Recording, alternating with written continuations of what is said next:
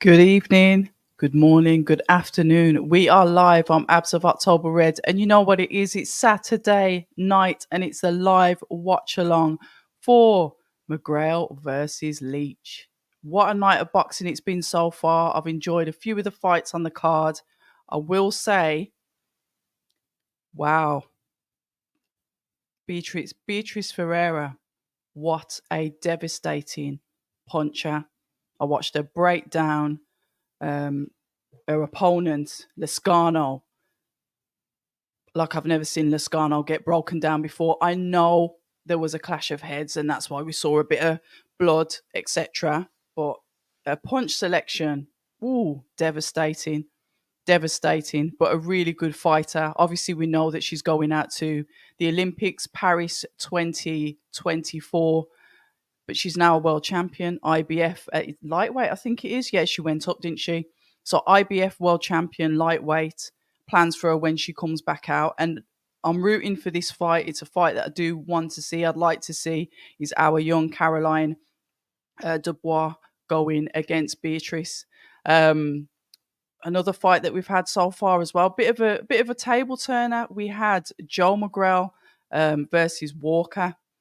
That was a good fight. That was a good test for young Joe as well. Um, I think his coach told him several times, you got to wake up and start to let those hands go. So it was good to see because obviously he had that really good performance when he was overseas, and then it was his brother that came up short. Now it's like this time, what was it? Why couldn't he get his foot off the gas? But I'm going to have to say credit to Walker. He literally stood in front of him and was able to cut off the shots that Joe was throwing at him. Yeah, Joel got the win. Congratulations. But that was a tough fight. And I was speaking to somebody on X that was saying, and if it's you, shout out to you, because obviously everyone has different names on X. Sometimes these journeymen, you can't really rely on that record to say, yeah, that's definitely what it is. He was a tough fight. Shout out to Chris Welsh. Good evening, Mr. Lover Lover. Good evening, Chris Welsh. Hope you're good. James, good evening. How are you all as well? Beatrice is special. Love watching her, yeah. Entertaining. And the thing is with her, James, she's got a nice character as well. She seems quite humorous, quite bubbly, full of energy, getting that belt at the end of the fight.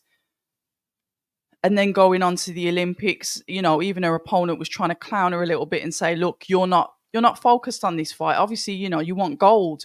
You won silver in 2020. You want to go and win gold. You're focused on that. Not after what she did to her in the ring. Beautiful work.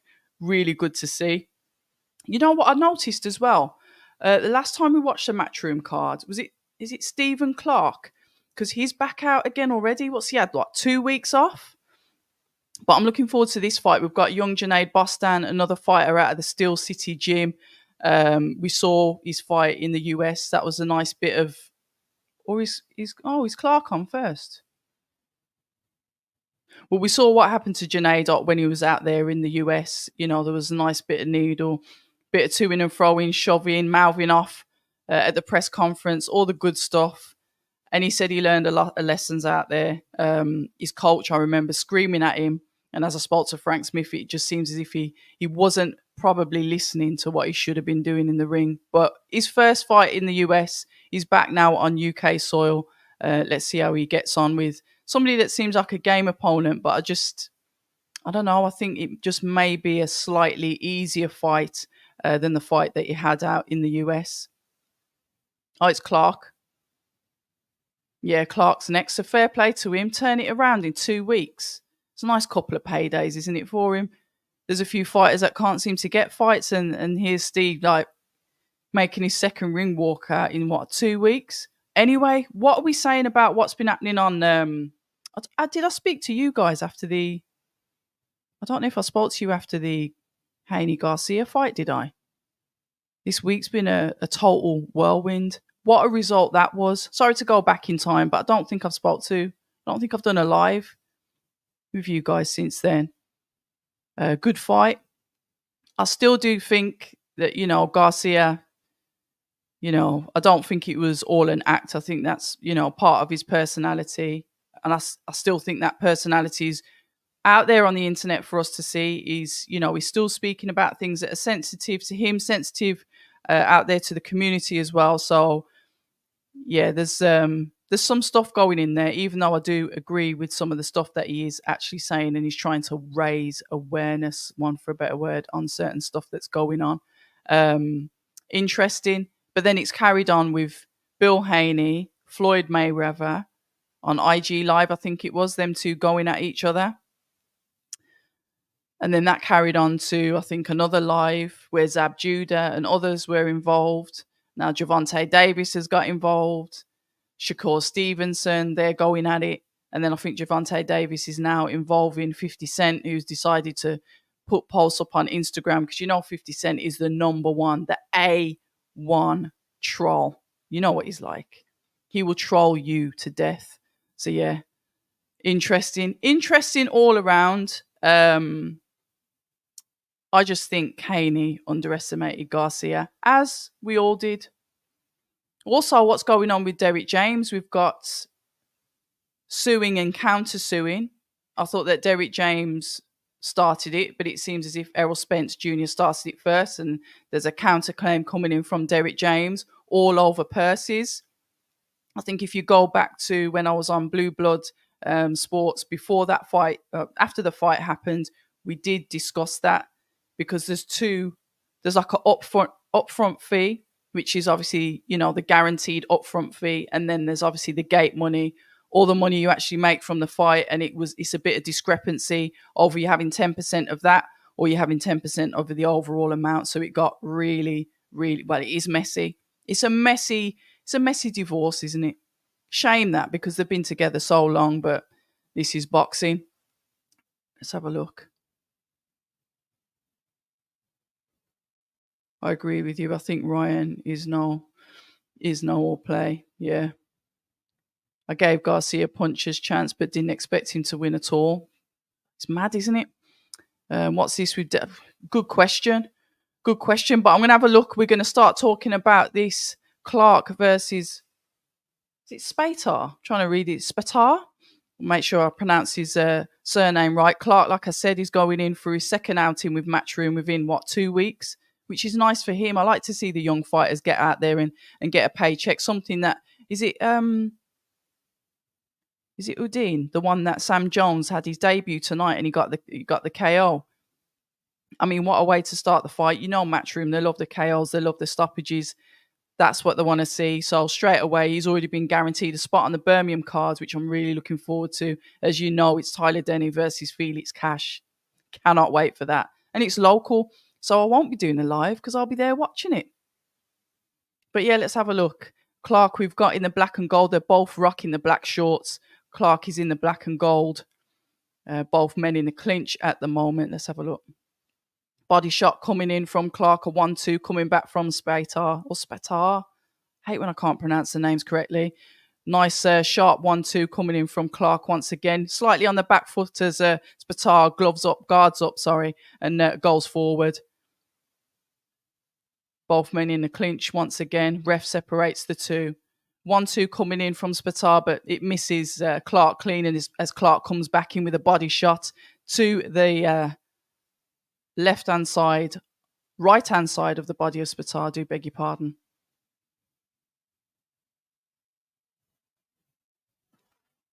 Let's have a look. Nice tidy work from Clark. 1-2 coming in from Spatar once again. Both men in the clinch. They're ragging each other around a little bit. Ref doesn't like it and gets in and separates the two. Double jab. Nice double jab from Clark, followed by the backhand. A little bit of reddening of the face of Clark, but I get it. He's had some shots to the head. Counters coming back in from Spatar as Clark moves around. They both move to their left. Spatar throws out a backhand and it misses Clark as he ducks underneath the shot. Both men in the clinch. Neither of them trying to fight out of the clinch. I do like to see a bit of fighting out of the clinch.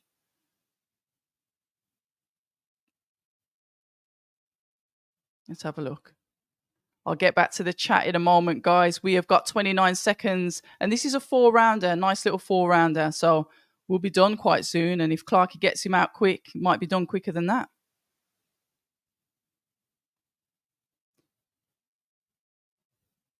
Nice, tidy work as he throws out that jab and leans out the way. This is Clark's work. He throws the jab out, leans out the way, prepared for those counters. But wow, Spatar just caught him with a couple of hooks on the right side of Clark's face. Wobbled him a little bit, but not enough to take him off his feet. Let's have a look at this.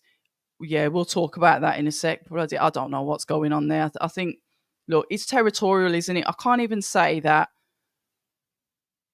You know, when obviously Oscar De La Hoya's like mentioned about you can't come over here. This is my country. You know, I'll stick to the whatever. It's fine. Blah blah blah. You stick to the UK, etc. etc.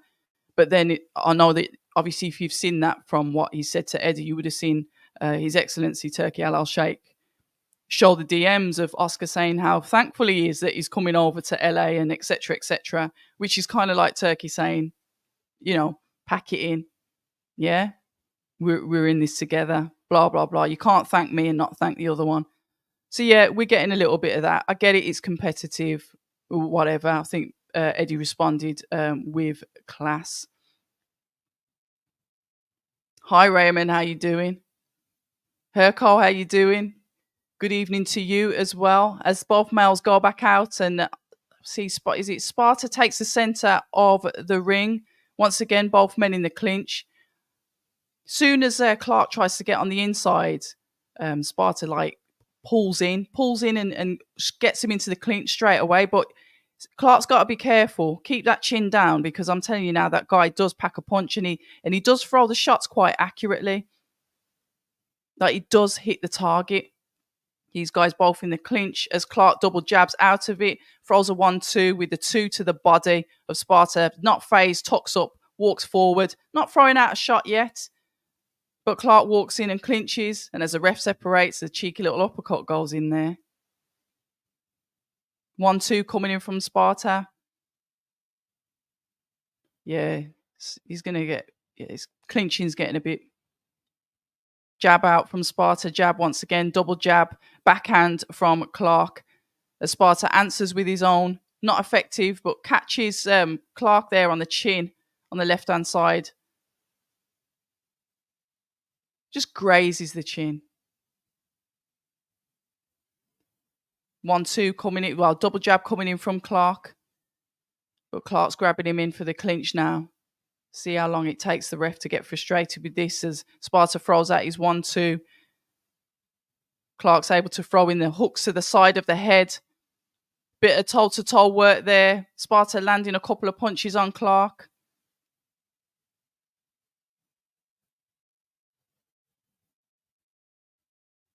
A little bit. I mean, we've got some nice movement here from Clark. I can't say, you know, he's a static target as such, but what I'd like to see him is just keep his head offline a little bit.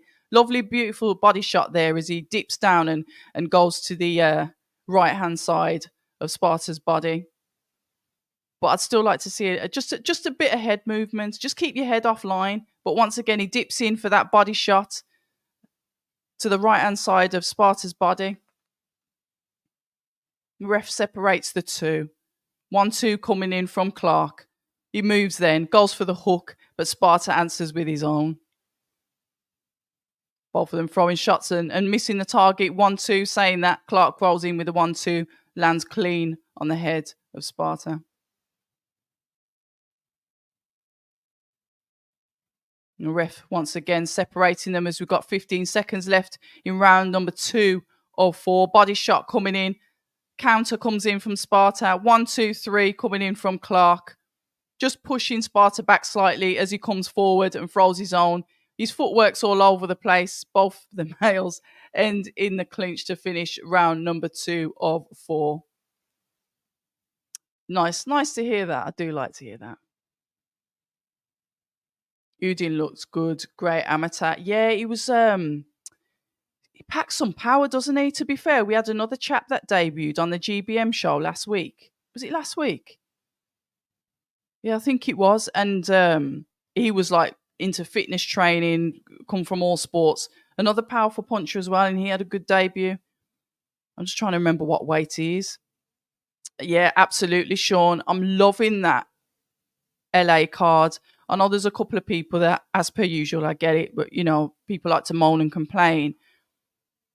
But I'm really looking forward to David Morrell Jr.'s fight. It's a nice step up for him. The fact that he's on that card will get more eyes on him. I've been raving on about David Morrell Jr. for years, but I know he turned professional under 168, even though I thought he was going to come in at 175 because that's what he was as an amateur, but he went in lower and now he's gone up. I know he wants Benavidez. I know Benavidez is possibly going to be going up facing the winner, maybe, of Bivol Beterbiev. We'll see. But David Morrell Jr., he's the one that made me like think, yeah, I'm really looking forward to this. And I'm not even going to discredit the main event. And for those of you that don't know who Israel Madrimov is, shame on you. I get it. He's had 10 fights. I get it. If you're old from the US, you may not know, but get to know he's a good fighter, not taking anything away from Crawford, because Terence Crawford is Terence Crawford, going up to weight number 3 now, going to collect some more belts, active, excellent fighter. But please don't think that Madrimov is an easy fight for him. Yes, I know he's only 10 fights in, hasn't been as active as maybe he could have been, but he's definitely a good fighter, headlining that card. Let's have a look. Double D, you're not up by me. Oh, you're a Scouser. You're a Northerner as well. No, I'm not up there tonight. But I will be going up to Manchester for Taylor Catterall too. I'm definitely going to go up for that. Greetings to you, Ify. How you doing? Udin as Amir Khan. Yeah. Nice work from him.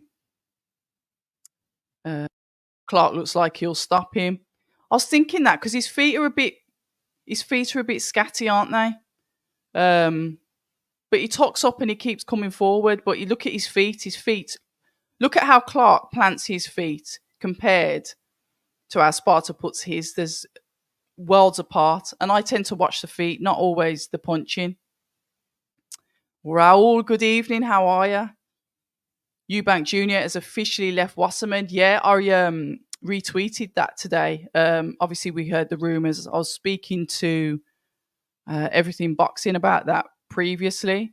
There was something like a rumour came out, or in fact, I think Chris might have tweeted it himself. Chris Jr. might have tweeted it himself. So it's kind of like a follow-on. And as soon as I seen that, I was like, Everything Boxing, and shout out to them. And shout out to them, yes, definitely, because they've shared a lot of my work that I've been doing. So thank you. I really appreciate that support. So yeah, finally, officially left Wasserman. I wonder what he's going to do. What's going to happen? Who knows? Who knows? Next week, Canelo versus Munguia. 50-50 fight. This won't be easy for Canelo. I was thinking that I might not get up for that, but I might have to. I'm really tempted to get up for that fight next week. I was like, no, I'm going to watch it in the morning, like I did the other day with Haney and Garcia. And then I was kicking myself all Sunday for not watching it. So, yeah, I think I might have to get up in the morning for that, but I won't be doing a watch-along screaming the house down. Because as you know, I can get quite vocal on here. Eubank Jr. free from Wasserman. They don't care about boxing. They care about misfits boxing only.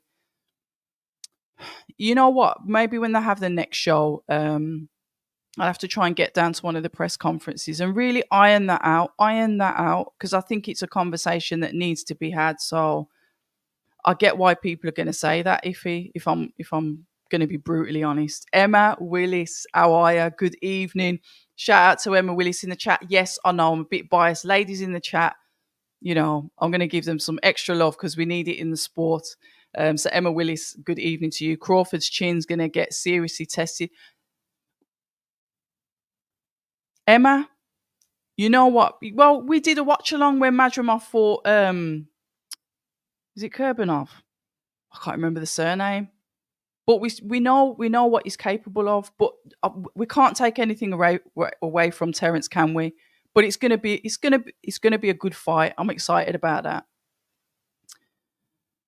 Yeah, so many punches. We're talking about this one. So many punches to the back of the head. And that is a fight that Canelo could lose. Worth staying up for. You never know with Canelo fights. I know I'm stuck between it because I'm gutted I missed last week. Chris Welsh, I hope Eubank fights for a world title, but I just can't. I don't know. Just waiting for him to fight Janabek. I hope to see Eubank fights for a world title, but I can't see it. He'll go where the money is. And yes, that fight will end up coming around again. Yeah, I agree. I think it will. We need to find out what's happening with Conor Benn, though, don't we? Because it's all pause at the moment. So if it's on pause, I'm going to make the assumption that it's on pause overseas as well. That it won't just be in the UK. It might be on pause everywhere else. To be fair, there's been that many conversations had with obviously Frank Smith, Eddie Hearn, and the Matchroom team. I thought that might have been covered. But in hindsight, I probably should have asked Frank when I spoke to him the other day. Emma's saying it's not a 50-50. Munguia is there to be stopped. Poor defence. Wasserman need better production and more presence on YouTube. I do agree with that, especially with the broadcasting, as I've said as well, because of that's Emma Willits, isn't it? The presenter of Channel 5. It's Emma Willits, isn't it? Unless I'm wrong and it's the Emma Willis, and who knows.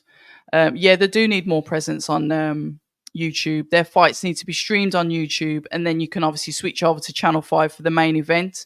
The last event that was on, we was getting all the updates of who was winning, etc. But we couldn't watch the fights. Yeah. So it is Emma Willits. I don't know. I thought it was Willits. Me and names. Always the rubbish ones with names. Crawford is stepping up a weight division 2, while Madrimov is more natural at that weight.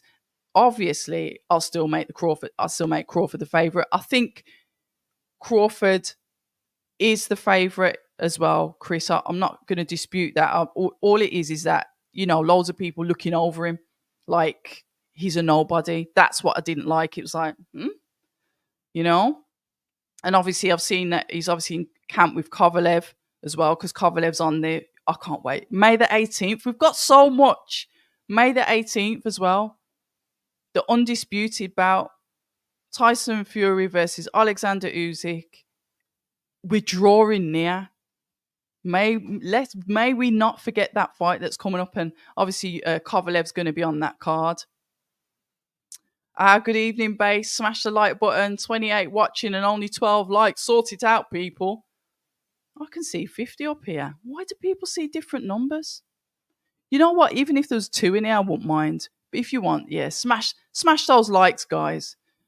In no relation to the presenter, there is more than one Emma Willis in the world, people. But Emma, I'll tell you what, our Emma Willis knows her boxing.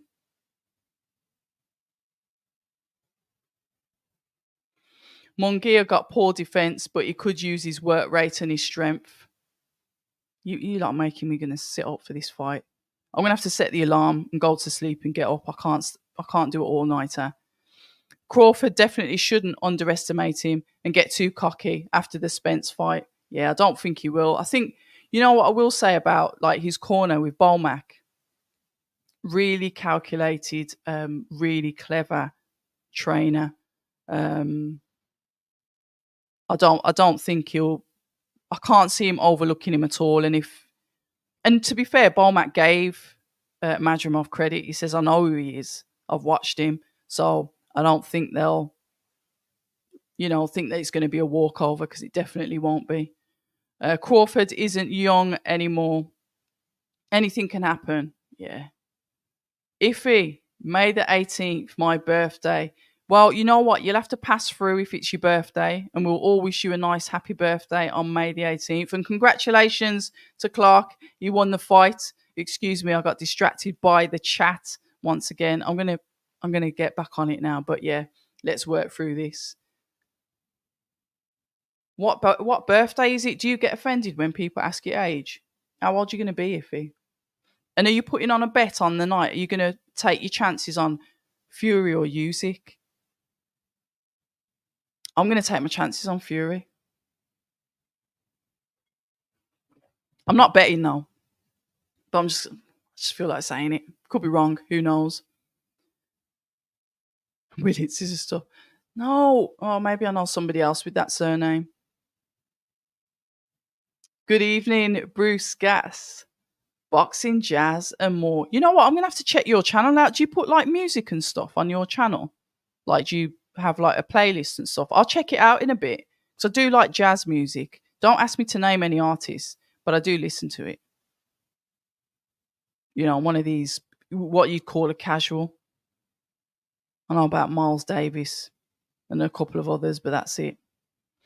But good evening to you as well, Bruce. I'll watch the highlights of Canelo when I wake up.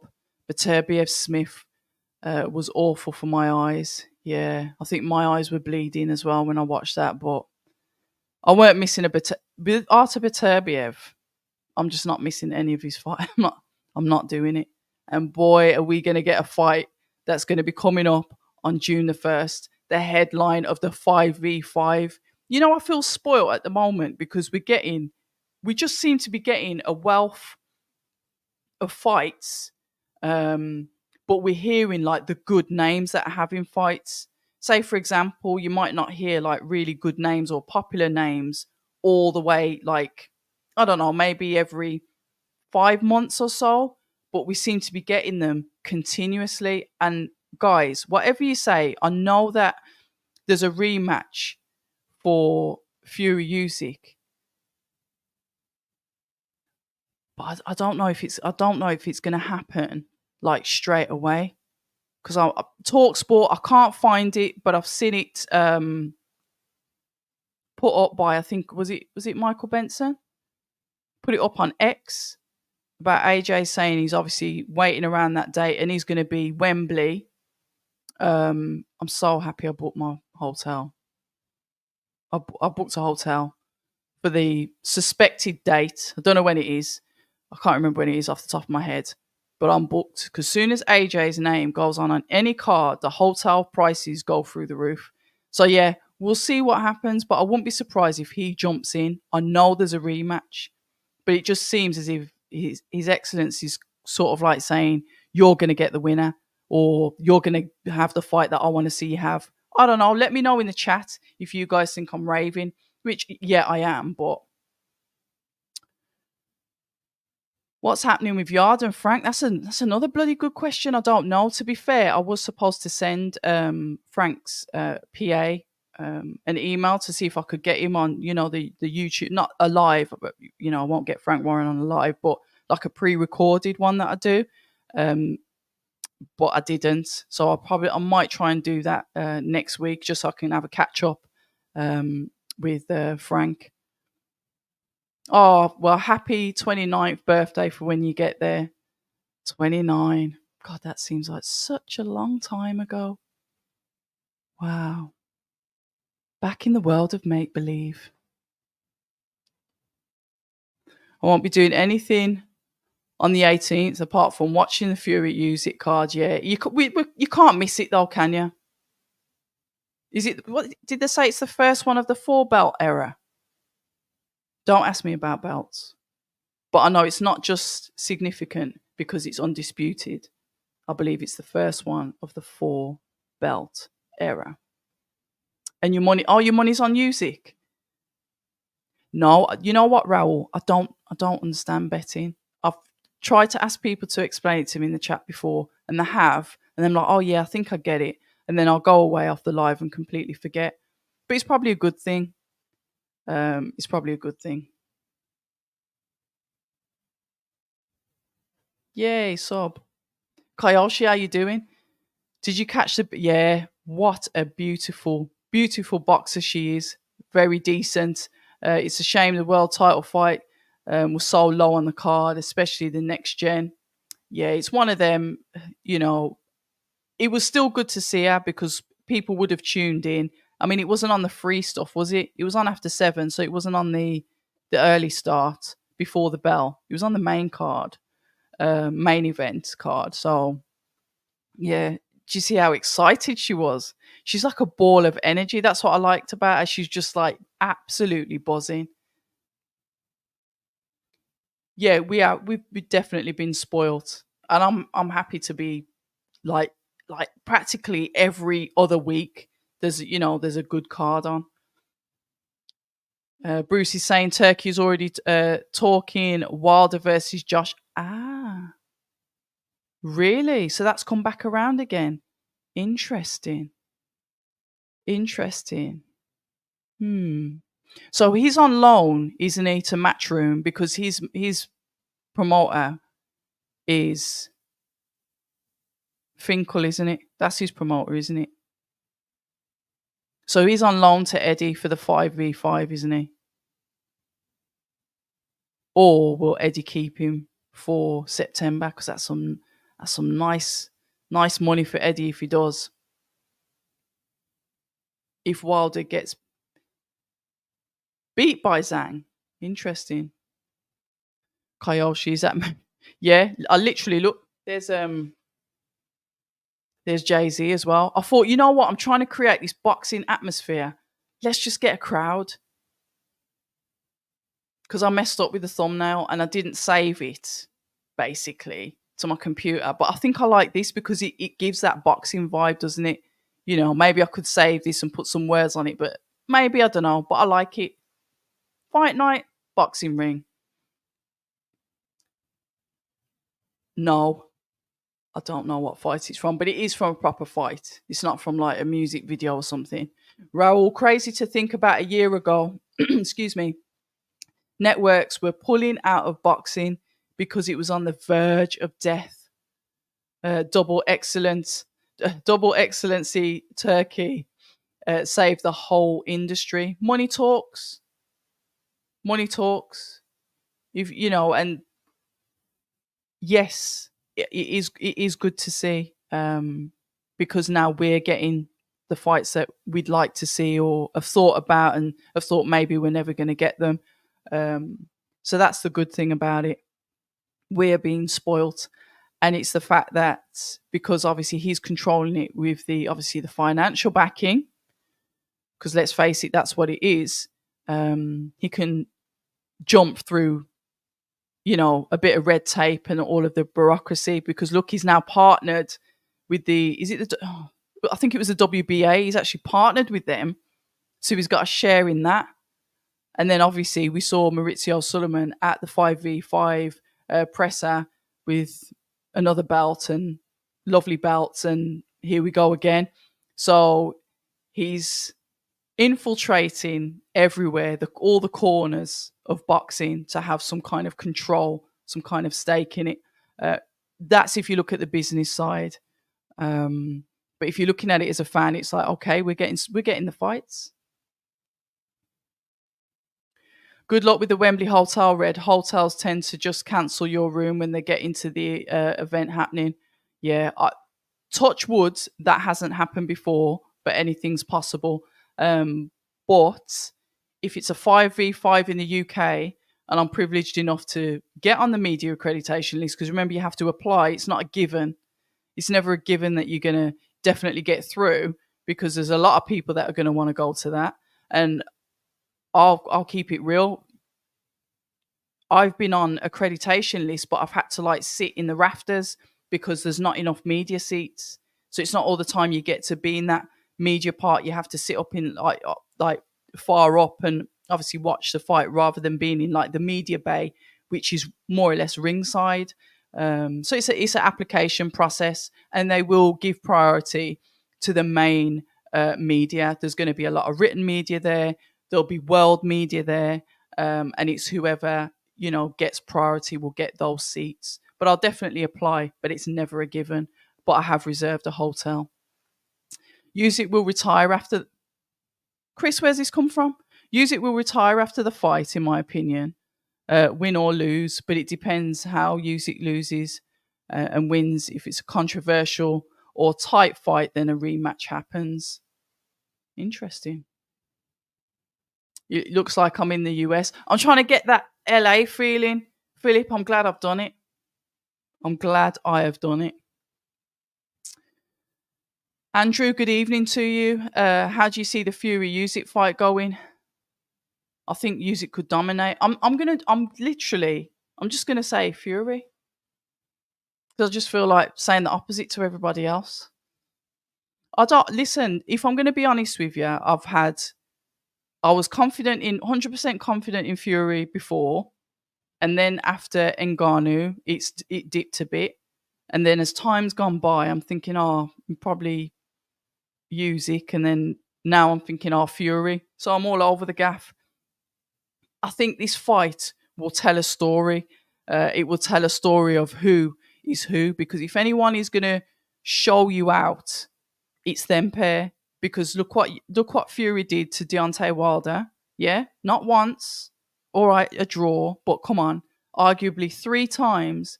And then look what Usyk has done as well, jumping up from cruiserweight to heavyweight. Elevated super champion, etc. So if anyone's going to show you out, it's down to these two, and that is why I'm really looking forward to the fight. They can both beat each other. Yeah, you've got to, haven't you, Emma? She's really good. Not worth betting. Both men are the same price now. Only worth round betting heavy if you have a strong hunch. But it's best waiting until fight week. Fair enough. AP, how are you? AP. Do we really need to see Joshua Wilder? Yeah, you know what it is. I think it's for the culture, as in for the boxing culture. I think we do need to see. It's kind of like a ticky box list, or just like I believe we need to see Fury, Joshua. It's for the culture, isn't it? It's to see those fighters fight each other. Whether whoever is at what point in their career, and we've still got to see Wilder Zhang. That could literally turn on its head. We don't know what's going to happen. So yeah, I think we do need to see. Before I was like, forget that, but now I can kind of see why. Yeah, just do it. Just get out of the way. See, look what AP says. And when Wilder aces Zhang, AJ will get his running shoes on again. Well, he said, that cat is. You can't argue with it, can you? I mean, some people will, because they just need to get out of bed every morning and moan about something. Have you heard about the up and coming movie of? No, I haven't. It should be interesting. Pierce Brosnan playing Brendan Ingle. Hold on a minute. I thought that was a blag. I think I have seen something on X actually, James, to be fair. Hercole saying Usyk should win. Fury is not in his prime anymore. Are them pair a similar age? Usyk and Fury. How does it work on press day? Is there a queue to speak to edit? Yeah, queue. There's a queue. And also he's got obviously PR, because obviously time limits, how many people are there. But what I will say with both him and Frank, they're very open to, staying there so you can speak to them. And I remember the first time I met Frank, and I've never been able to get like a conversation with him. And then he says, next time I'll do it. And then when I saw him at the Birmingham show, somebody was trying to usher him away from me, and he went, nah. He goes, leave it. He goes, I'm going to speak to her, because I told her I was going to speak to her. And I was like, oh, wow, thank you. And he goes, no, I made a promise. So that was a really nice gesture, considering that was like the second time I'd actually met him. But Eddie, you've seen, how many conversations he does do. He'll stand there for 2 hours and give everyone his time, no matter how many subscribers you've got or you haven't got. He's really supportive to the YouTubers as well, as you can see, because he heavily gets involved in all of that stuff anyway, doesn't he? Well, that's a very nice outfit that Janae Bostan's wearing. I like this kid.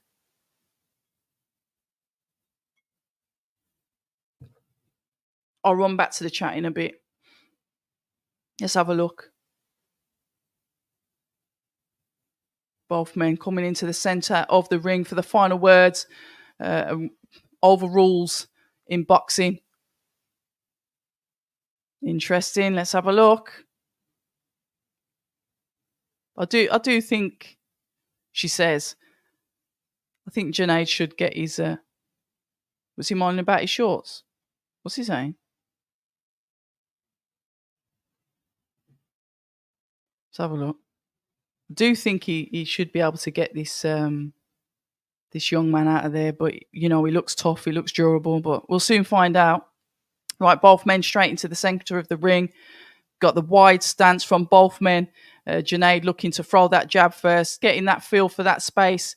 We've got a bit of fencing style from his opponent, Martin, in the orange and black shorts. Nice feinting work there from Martin as he throws out a feint of a jab, and Junaid just goes past that and taps the head of Martin with his own strong, stiff jab. Jab to the body from Junaid, jab to the head from Junaid. That fencing style double jab, triple jab from Junaid as he moves around to the left and then the right, keeping Martin in the centre of the ring. Junaid quite happy on the back foot as Martin pushes back with a couple of jabs, forcing Junaid back onto the ropes, but not for long. He springs back, and once again, both males are in the centre of the ring. A jab to the body of Martin from Boston. I forgot his name then. I'll do that. 1-2 from Junaid as Martin just slips under the two. A jab comes out from Junaid and the counters come straight back in from Martin as he leads with a 1-2-3. Junaid pulls him inside so we can't throw any more clinches. However, Junaid comes with the 1-2, the 3, and it wobbles the legs. Here we go. I told you, I had a feeling he was going to get him out of there. Junaid confidently walking forward and throwing in the shots, but still managing to keep calm. He's hurt him. He's definitely hurt Martin. As you can see, he's on the back foot as Junaid throws a barrage of shots to the head of Martin, who grabs onto Junaid for the clinch. Timeout.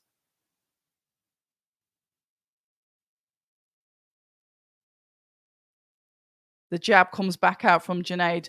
Quick words from the ref there. I don't know if he's saying Junaid was pulling down Martin.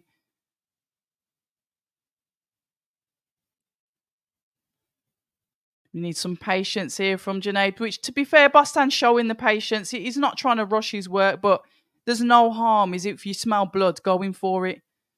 You don't want to just sit there and not do nothing. Double jab coming out from Junaid. Martin comes back in with the 1-2. Junaid moves out the way. Chin in the air when he does that, though. Let's have a look. There's a stiff jab coming out from Junaid as Martin still continues to feint. Yeah, he's going to tell him off about dragging his head down again. No, he isn't. Ref's all right with it. They're both reset. Jab comes in from Martin. Junaid clinches him as he tries to go in for the 3 after the backhand.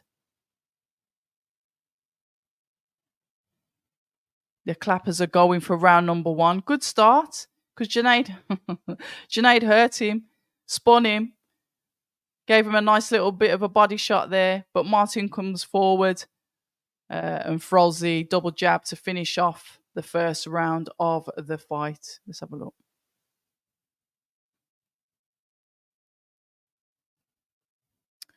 Chris is saying if there's a stoppage, then Fury wins. If it goes to points, then Usyk wins.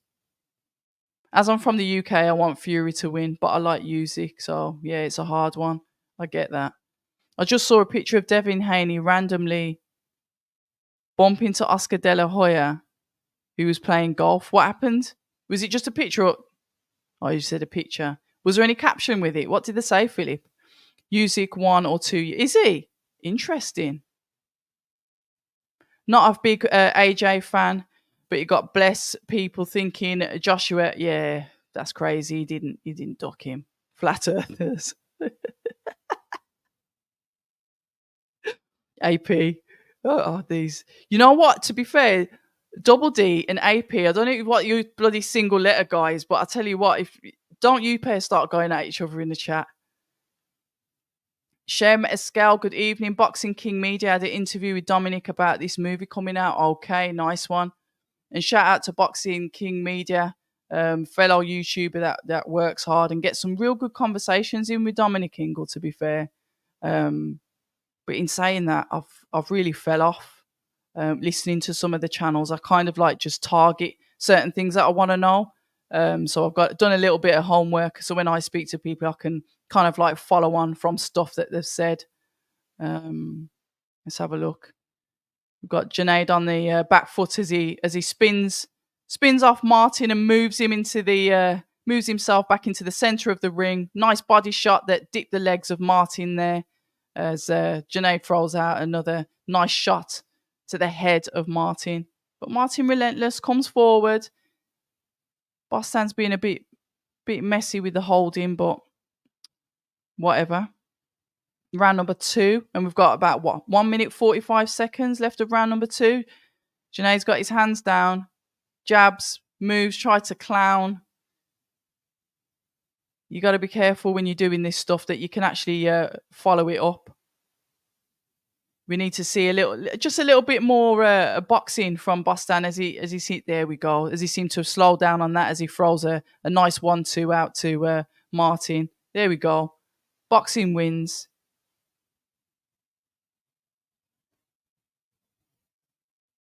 And he's changed his legs now. He's switched, hasn't he? Young Junaid. 1-2 as he gets a nice counter back in the head from Martin. That follows on from the body shot from Junaid. Be careful. He went to throw a 1-2 there and lost his balance a bit. Martin keeps the center of the ring. Like I said, Bostan's now in southpaw, but comfortable on the back foot. He doesn't really feel anything on the back foot. He's not looking like he's on the back foot because he's particularly intimidated.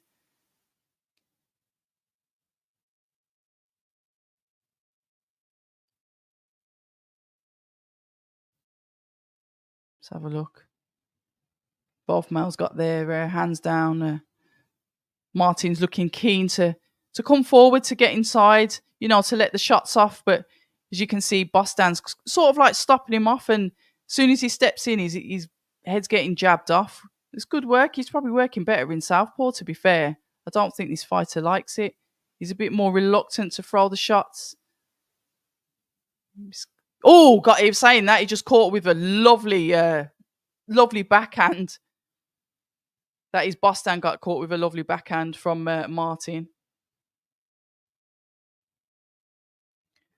Danny White, Sky Nicholson is so pretty. The love hearts. Chill out, Danny. Hey, give the ladies their compliments. Jordan, big up to the channel, straight from Seatown. Seatown? Where's Seatown? Where's Seatown, Jordan? Careful, Danny, you'll have Eddie after you with comments like that. And that is from our lovely AP. Philip, he just put running in my neighbourhood. And look who I bumped into playing golf. Interesting. Hey, look, Danny, there's no harm. And I'd rather people give out nice compliments to ladies. He is tough, isn't he? But didn't he have a belt? Wasn't he a belt holder? Was he? Let's have a look. Let me just check box rep. 1 second. Right, let's have a look. Jack Martin. Let me see what he did. How super welter.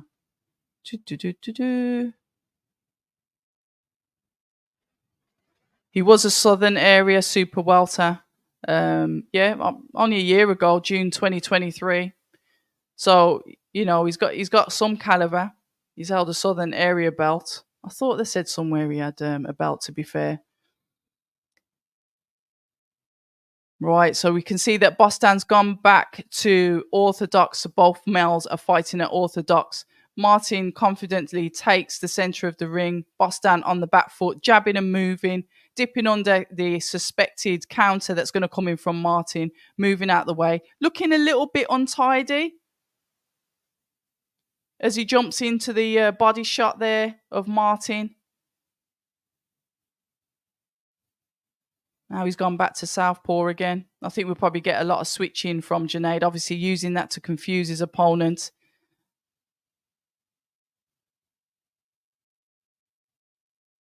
As Martin runs forward with that jab.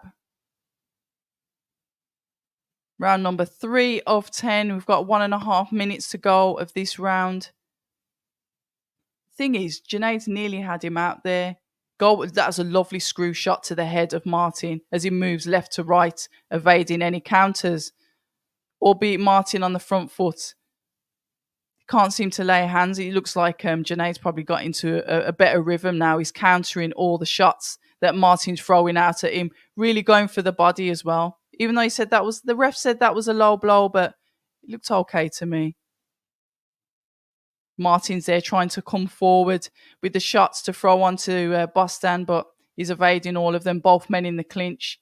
Like to see them fight out the clinch, but Junaid's just holding him rather than throwing some cheeky little body shots in. Get the judge's eye, show that you're still able to work in that clinch. Get the body shots in, push him back and move.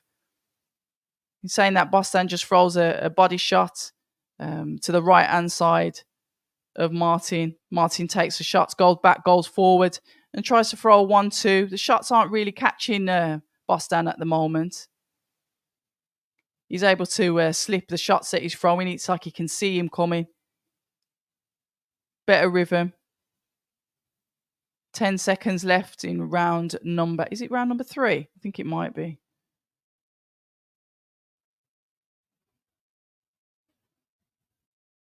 Yeah, just needs more body shots. Let's have a look. I was thinking Chi-Town, Chicago, maybe. Absolutely, Danny. Yeah.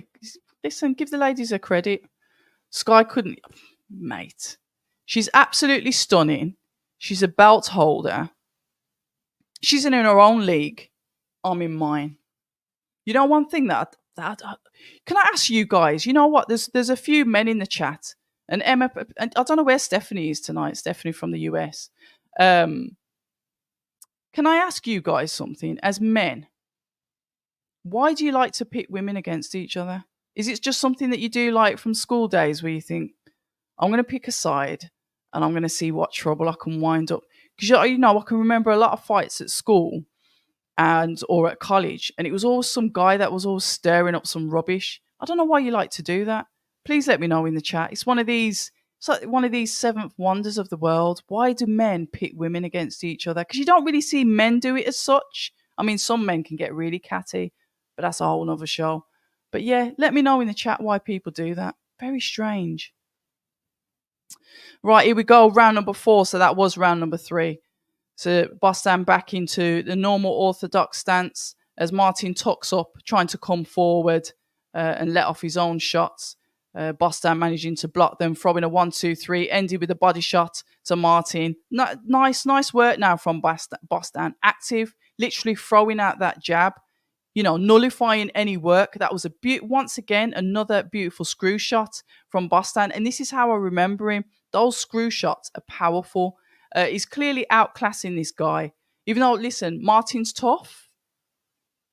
But, you're looking at the fight and you definitely say that, Junaid is showing so much skill. The 1-2, once again, that uppercut or that long screw shot that he's catching Martin with on the chin. Just messy with the clinch, but we can't have everything, can we?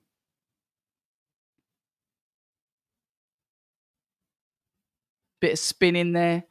Bit of spinning top stuff there. Right, jab, both men jabbing at the same time. Both of them take centre of the ring. Once again, Junaid dips and throws in that body shot. They're going to start to work over time. The adrenaline's up down there. Martin's a tough guy. But I guarantee you'll start to feel those shots later on if Junaid keeps doing that, especially for 10 rounds. Because that Bostan carries some power. I love the way that he whacks it in. And I really like the screw shots that he does as well.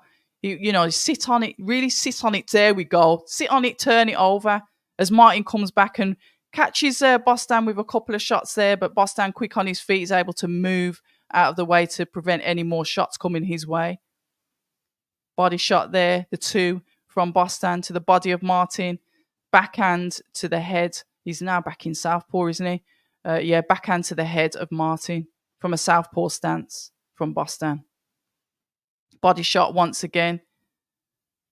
Evading quite a few shots coming in from Martin as he pushed pushed Boss down back onto the ropes, but he confidently waits for the ref to separate them as they were in a clinch. And both men back at it again. To be fair, what he's doing, is effective. Got some good movement there. And the way that he does his timing, Bostan's timing is really good. Yeah, good work. Nice round as he takes a deep breath and goes back into his corner. Oh, what with the stirring up rubbish between women? Some people like doing that, I guess. Chris is our resident Don Juan, so I'll let him answer that. Nah, AP, I reckon you do that as well. I reckon you stir up some rubbish. You gotta let me know. Nah, just everyone's in their own league, ain't it? Not just women, where we make lists, sort things. Men are sorters, or sorters of sorters of worthiness. So you like to put people in boxes, do you? Double D. Like gold prospectors sorting the gold from the crap. Oh, I'm getting it now. But do you like to see it though? Do you like to see the women go against each other? That bit, I know you're saying you're sorting this from sorting that, but do you like to see that happen? Oh, beauty. It's just skin deep, isn't it? Beauty doesn't last forever, darlings.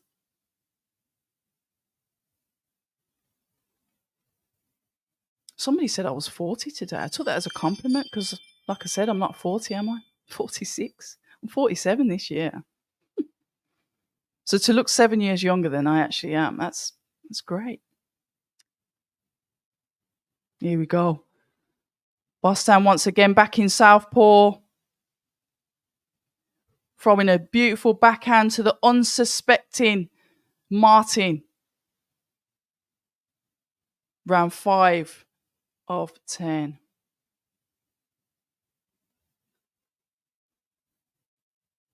Peter Raymond, big up everyone. And Chris, of course. You pair. Jordan, big up the channel. Looking fire as you. Where's Seatown, Jordan? Did you say it in the chat? Have I missed the chat? I look 35 to... Mate, I haven't been that age for a very, very long time. Get the violins out. You know what? I'm blessed. I can't complain, because how many people these days, you know what it's like? Everyone's dropping like flies these days. I mean, I say this, I could get off this live and it happens and then there's no more lives. You're like, oh, what happened to Red? But what I'm saying is just be grateful. I think we live in, I don't. A few people live in a world where everything is age obsessed. It's so surface level, you know? But yeah, I'm from a different era where you had to have something about you. It's not just about the way that you looked. Because what are looks at the end of the day? A pass to get in a room. Yeah. Oh, Camden. Okay. Camden, I've walked through there a few times when I've got off that train at Euston, when I've gone to a few presses, not media workouts, sorry, at the local gyms. So yeah. Camden. I like walking through there. It's quite a little bit of a hip little town, isn't it?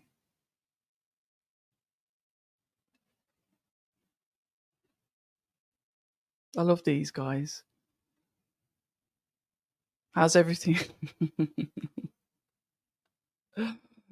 The rate you're going, Red, I won't bet on it. Beauty is not lasting forever.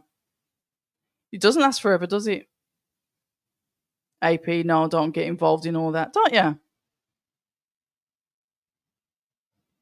Yeah, 47 in October. I should do a big party for my 50th if I'm still here, and then all you lot can come and we can have a right knees up for my 50th if I get there. That'd be nice, wouldn't it?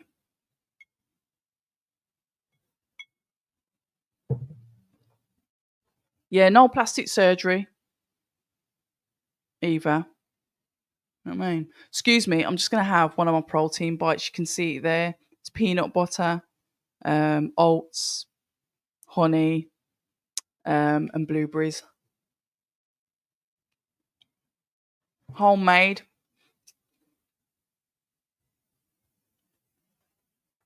Because I fell off my fitness lately. I haven't trained properly for ages. So I wrote myself a little fitness plan because I'm obviously a qualified personal trainer as well. And I've set myself a program. And literally, a lot of the stuff that I've been putting in there to help get my legs back into shape are squats, whether weighted squats, air squats, lunges, a lot of leg work. And I literally cannot walk. I'm crawling down the stairs backwards. I'm in so much pain. So yeah, that's a bit of a mad one.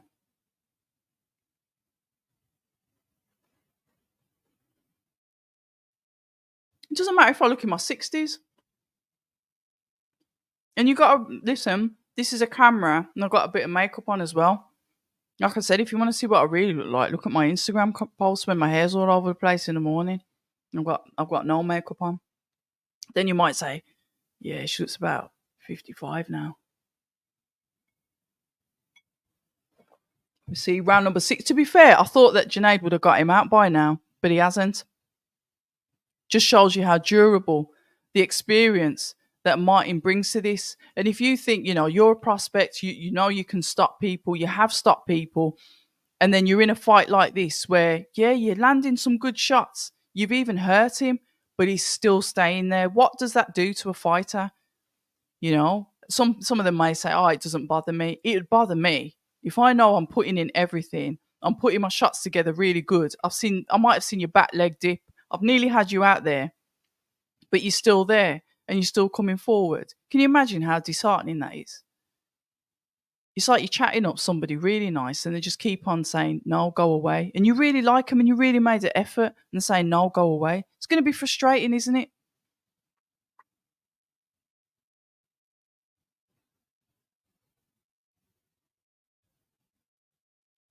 Oh my God, saying that is what's he saying?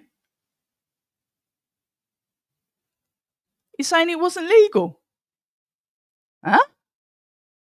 Just hurt him now. This is it now. Now is the time to put your foot on the gas. There we go. Step forward. You're getting body shots, head shots. However, Martin is coming back with his very own. Don't get caught in there. A couple of headshots. Bostan's getting caught with. Remember to slip. He's moaning, saying low blows, any? Is he going to take a point off him? Right, he said one more low blow. I'm going to take a point off you. I'm sure he told him to pull his shorts down. 1-2. Coming in from Junaid. Body shot once again.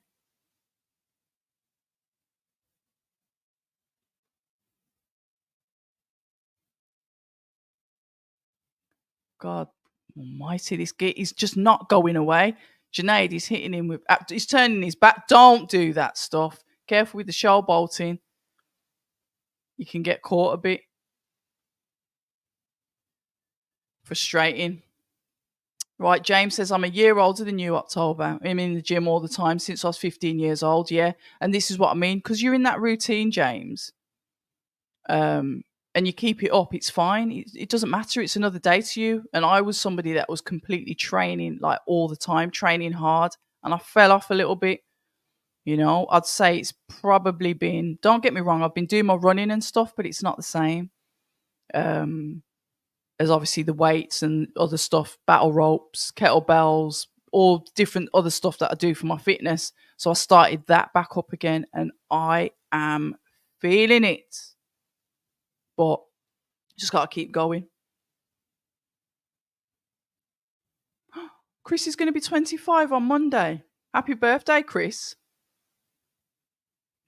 Yeah, Bulgarian splits. Listen, I haven't progressed onto them. What I've done is I've written a 7-day plan that I'm going to continue for 21 days because obviously I'm trying to get into a habit because 21 days builds a habit. So I'm training every single day. I do have a recovery day on Sunday, which is tomorrow, where I'll just go for a swim. I've set myself a target for a mile, but I haven't set my like a target for like speed or a set amount of time. It's literally just swim a mile as recovery, loosen up all those tight muscles. But that plan that I've written, it's on my IG page if you want to take a look. It runs for 21 days, and then day 22, I'll start incorporating other exercises into it. All I'm trying to do is just get myself into healthy habits, break down some barriers that I've built up myself, especially with my legs. My arms are fine. You know, I've still got that, still can do bits with my arms. I use, like I said, kettlebells, mace, and clubs. They're fine. I do get the DOMs after, but not as bad as I've got my legs. My legs are in horrific shape.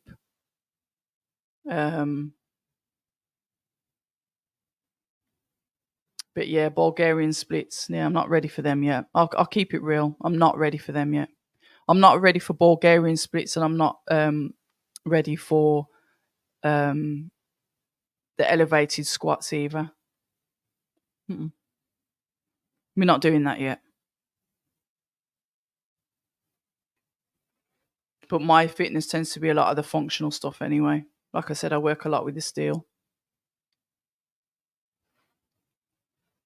You've got a KLS special birthday, 25th. Spending it with anyone special? Are you going out for a nice date? Andrew, good question. In the chat, what are you saying? I think we did speak about this earlier, to be fair. I mean, there's a few people that says 50-50 fight. Our Emma has said, no, it's going to be, he's there to just get paid. I don't know how it's going to go. I'm just debating whether I'm going to get up and watch it at 4 a.m. in the morning. I can't even remember who else is on the card. Sorry. Protein bites, homemade protein bites. Protein stirred in with oats, stirred in with peanut butter, blueberries, and white chocolate on the top with a bit of peanut butter in that as well. That's why it was brown. So I just have them instead of like snacking on chocolate bars, which I don't anyway, but I just make my own stuff. It's easy. I make a lot of stuff, but I'm really eating healthy at the moment. This geezer's tough. No, thank you. Coming in from the corner. End of the round. Canelo on points. Boston really thinks Boston really thinks he's Whitaker. To be fair, he does do a bit of showboating, but you know, bless him. Hercule saying Munguia looks really fit. Could be fight of the year. We'll find out, won't we? Cinco de Mayo weekend. Can you believe we're going into May already? January seemed to take like 700 years. And now we're going into May. Mate, I'll be getting... Do you remember Christmas? When we did the watch along? For the whatever day it was. I can't remember what day it was, but it was a Christmas watch along. We'll be there again soon. Time, it just seems like it's sped up. Good evening, Cos. How you doing? Hope you're well. Right, let's have a look. Round number 8 of 10. Boston straight on the back foot. Once again, Martin comes forward, throwing the shots after Boston. Both missing, by the way, but he's throwing them out. Little bit of headlock movement there from young Boston, who switched to southpaw, throwing the backhand, throwing out the jab to the head of Martin. Getting a little bit more clinching. Good work from Martin. He didn't want to stay in the clinch there, and he managed to punch himself out of it. That's what we want to see. When somebody holds on to you, if you get a gap, just punch yourself out of it and just move. Oh, beautiful shot. He got him down. Lovely work. Yeah, leave it. He ain't getting back. Wave that off. Nah. I don't want to hear early stoppage. Good shot. He needed that. He'd taken a lot of shots from Boston, so fair play. Wow, that was a sweet one. Was it a hook? Come on, let's see the replay, guys. Lovely work. I think he needed that as well, especially after his fight in the US. He shows the respect to his opponent that, obviously, as a winner, his opponent gets up off the stool, gives him a hug. They show each other some respect there. I just need to see the replay. Come on, guys, show the replay. I love the camaraderie, but let's see the replay. Lee Eaton in the corner, right? It was that screw shot again, the way you see, he just jumps into it. Just beautiful.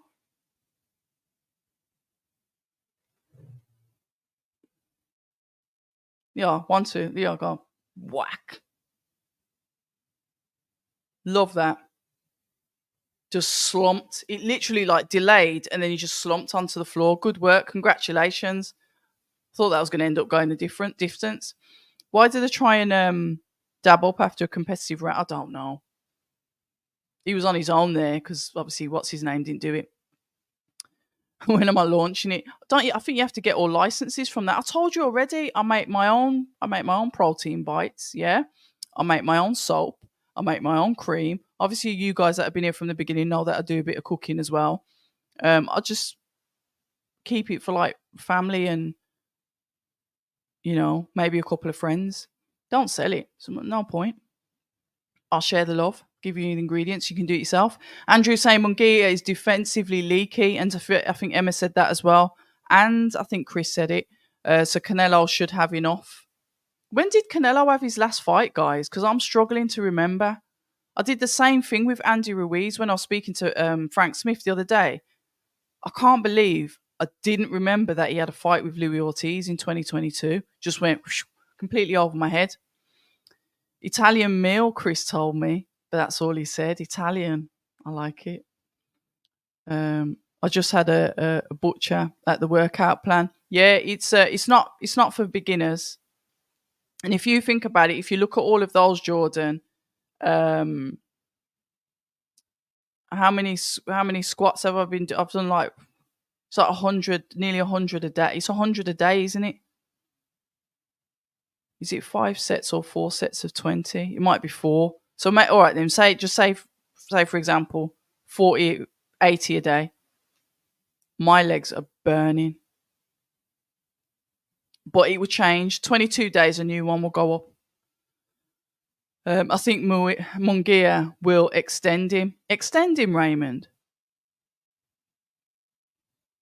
Yeah, really good knockout with the family. Upper hook.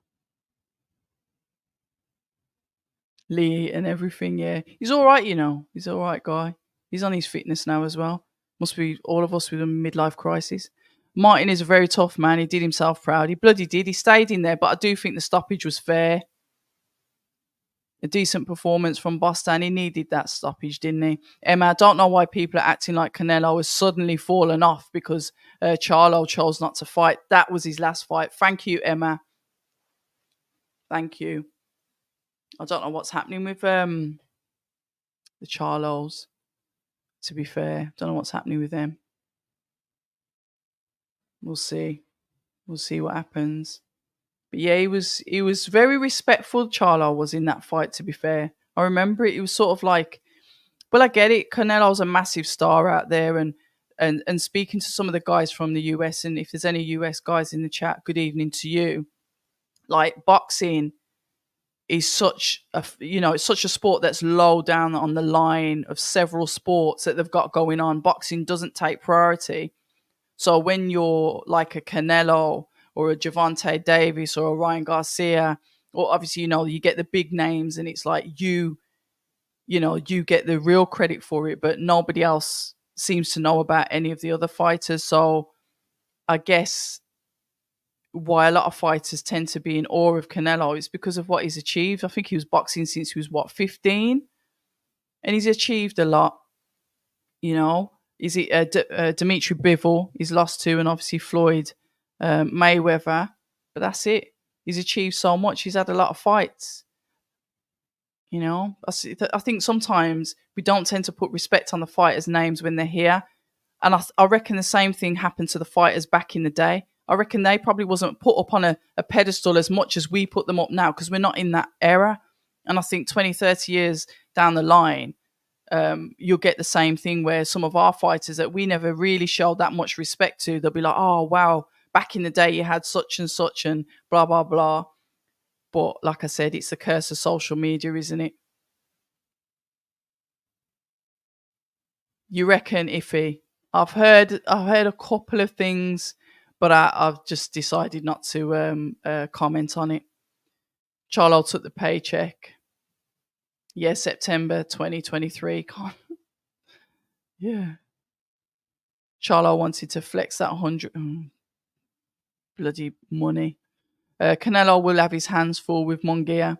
However, Jamie respects Canelo. Early in the fight will be played out. A lot of them, they do show that they have that respect. They have that awe of him because he is that superstar, isn't he? Um, Along with Floyd Mayweather. Have you seen what people are saying about? Is it Javante saying that he's been like held over in Dubai or something? It's crazy stuff out there at the moment.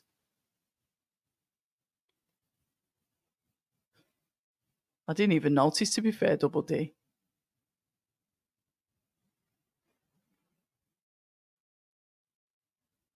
So, to be fair, they're saying that, Junaid saying that he's.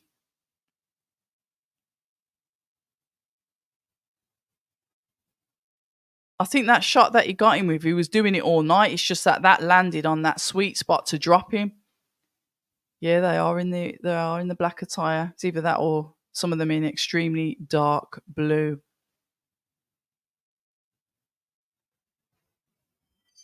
Yeah, let's see how this goes.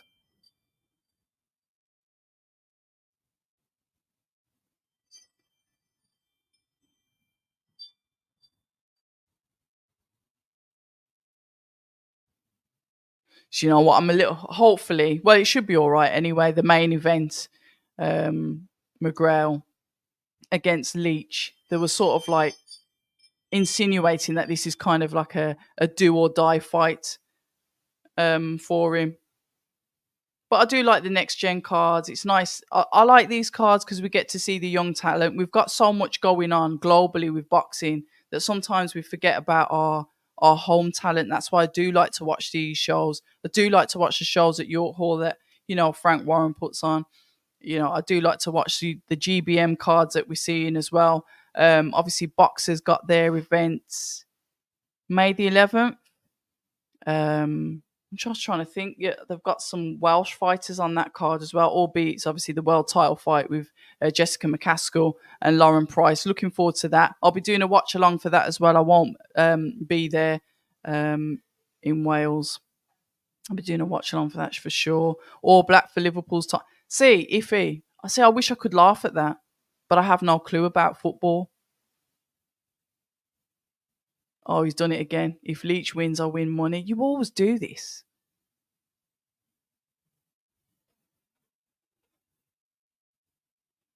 You reckon, AP?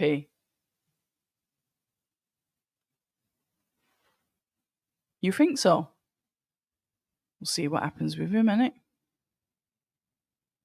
Yeah, I did ask. Somebody asked earlier, did I hear anything about, obviously, Anthony Yard and Frank Warren? Um,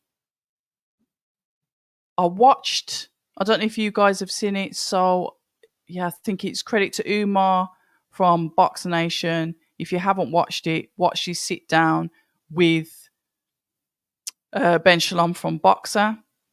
And he was potentially talking about that. And he was saying, as per what obviously Frank Warren said, everything's agreed. Obviously, it's not down to them. It's a fight that I'm presuming they would have probably wanted to put on the the Billam Smith Riatpur card at Sellers Park, because there may be, I guess they were going to put that as a pay-per-view, but we'll have to see what happens. Have not got a clue. Yes, lived in the boxing gym for a few years. The only reason why I haven't been back now is because I haven't got the time. But a lot of the training that I did was in the boxing gym. A lot of bag work, a bit of sparring, just usual boxing training. Love it. It's, it's the hardest training that you'll do.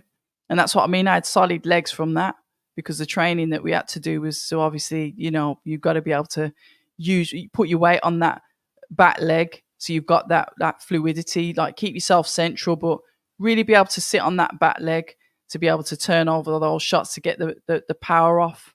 And yeah, clearly my legs are just like jelly at the moment. I'm gonna say it's a tough fight. It'll be a dog fight because that's what Jessica McCaskill does. But I'm gonna back Lauren Price because theoretically that should have been Sandy Ryan in there. Let's face it. If we're going to be brutally honest about it. No, no, no. I'm swimming at 6:30 in the morning. No. That little presenter dude looks like Gerard from the Peep Show. You on about lovely Jamie Ward? He's all right. He's nice kid.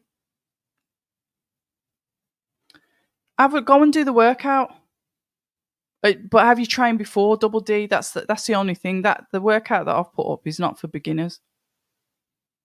Because I'd say I was probably intermediate to advanced when I was at my fittest, and I've struggled going back in there because it's every day.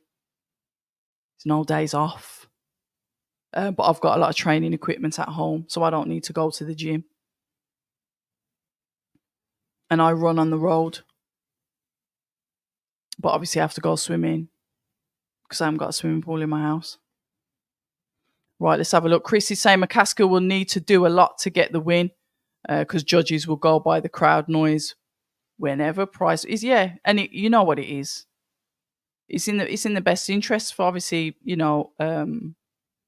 Price to win. But I do believe that she can win because she's tough. You know what I always loved? The strongly 5x5, so basic 3-day split each week. You know what? Strong lift. What did that entail then? And it is good to follow a program because it gets you into a routine and it shocks the body back into fitness. Because that's what I've done to myself. I've shocked myself. Usually, when you get into a training routine, you'd switch it up every 6 weeks anyway to put your body into shock because your body gets used to the training that you do and you build up a resistance, as you do with anything. So you've got to shock the body by either upping the levels or changing it so you're attacking different muscle groups. And that's why I don't like to use, like, you've got the weight machines, the different, like you've got the leg machine, it's so rigid. You're sat there, you're static, there's no movement. But if you use like kettlebells, if you use like steel mace, if I've got a tire that I'll use the mace as a hammer to hit. There's so much rotation. I'm not going to get into fitness and bore you to death, but the rotation that you use, the weight that you pull in to obviously hit the tire, you'll probably use a heavy hammer or whatever. I use the mace. It just rips you into shape. You get in better shape by doing functional fitness, rather than using the machines at the gym. If I trained anyone, I'd train them to use other things, body weight as well. Another underestimated thing, one thing that I always struggled to do was pull-ups. It's literally, you can train your body to do that. But we just sit there doing, the assisted machines with the chest press and it's just like, no, don't do that. Get yourself on a bench, use dumbbells or get yourself some kettlebells and start working those shoulders by doing a press into a squat, standing up, then pushing up down into a squat, and you're using all of your muscle groups. And the thing is, your heart rate, you got all this heart rate stuff. You monitor that. Your heart rate's going through the roof. You're doing cardio. Do you know what I mean? So yeah, good stuff. Fitness, as you can see, I'm a little bit passionate about as well. So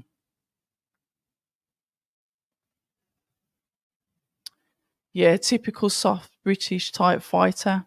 Looks good against certain level, then gets destroyed against a little tough, a Mexican fighter or Central America. Same story as the rest. Okay, it's fair. And this is the thing: you'll see the test, won't you, AP, as he goes through his career, Because you know what Eddie, you know what Eddie will do. He'll put him in tougher fights each time and say, "Okay, all right, then you've just got through that one. Now let's have a look at this one." He'll do that, and then we'll see what happens. Um, what do they call it? The squared circle of truth when it comes to boxing. Because that's where you get found out in there. All the lies, everything comes out in there, doesn't it? Doesn't matter what you say at the weigh-in. Doesn't matter about the press conferences. When you get in there, we'll see what you're really made of. Um,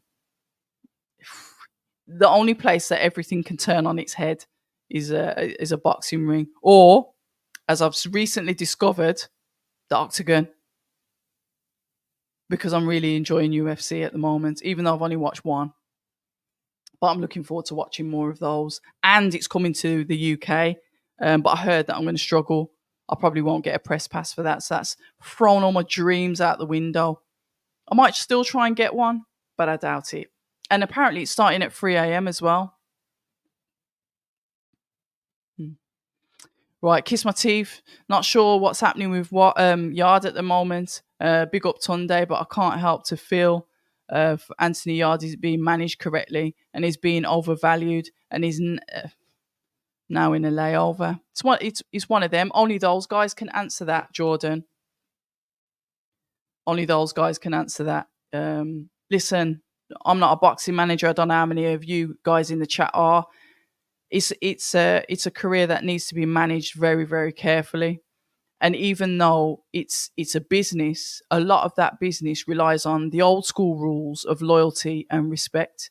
So if I've looked after you or I've helped you, I expect something in return.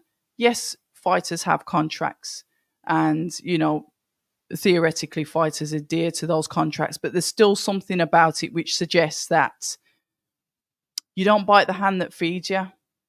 And I'm not saying that's what's happened in this case, but I'm saying, as you would have seen as well, as boxing fans yourself, you've seen the fallouts when it's like, hold on a minute, look at what I've done for you. They haven't necessarily gone outright and said it, but you can see it's like, hold on a minute, look at what I've done for you, and this is the thanks I get. Are you taking the mick? Do you know what I mean? Fair enough, we have contracts these days that formally say that. So you're tied into this, you're tied into that. The scary thing is it's always this grey area in contracts, whether you've come to an end of it or whether you've exceeded the amount of fights you should have had. And that's the business side that, that's for the fighters, the management team, the promotional companies to understand. But it gets messy.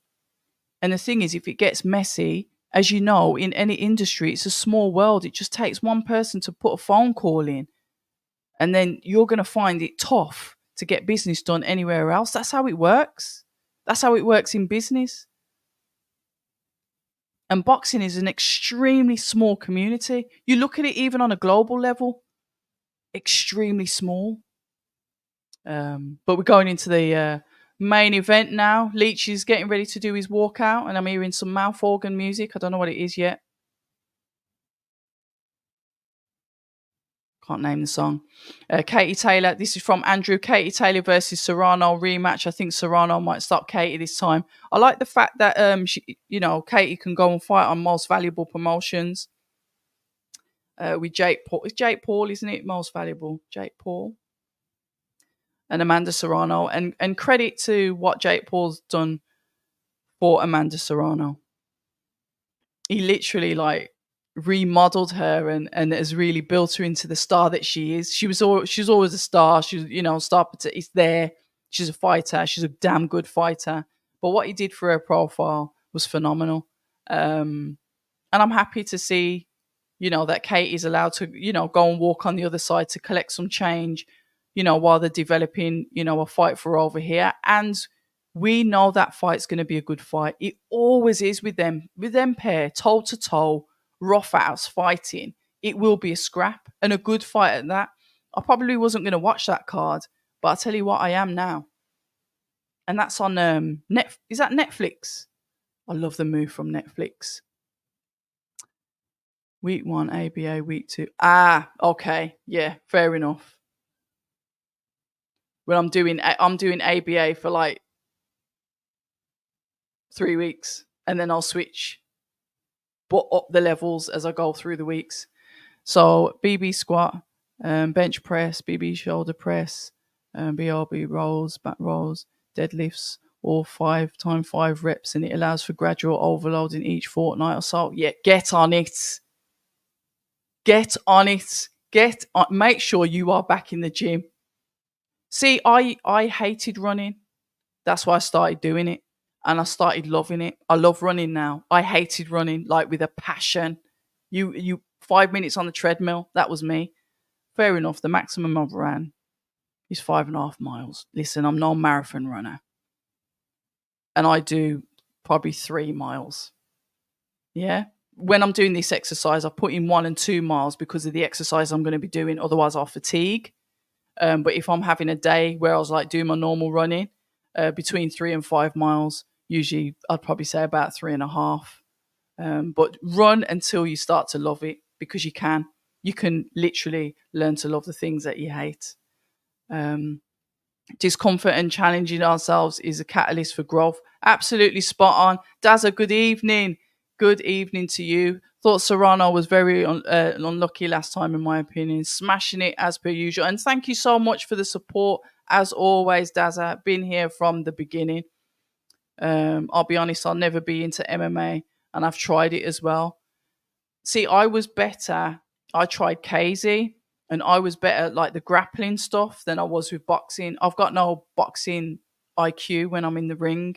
I can look at it and anticipate, like watch it and anticipate and think what they should do and stuff like that. But when I'm in the ring, my mind would go blank. I was better at like the grappling, I'd call it, elbows, maybe a few elbows and stuff like that. Yeah, it is. It's at mad hours in the morning, 3 a.m. People go on about how bad King ripped Tyson off, but he proper mugged Ali in the last few years. Boxing, ain't it? Respectfully to Yard, he's not established enough to do what he did, pissing off Warren and showing other promoters he can't be trusted. And that is what happens. So if you're going around slagging someone off and you're in company, they're going to think, flipping out, what's he going to say about me? Stay away. Stay away. Bomber Clark, how you doing? Katie Taylor's getting the bag. It's a shame she didn't do it with Chantal Cameron. It's a bit of a mad one, that, isn't it? I fancy Serrano to beat Taylor. Running is therapeutic for real. Need to get, yeah, I love it.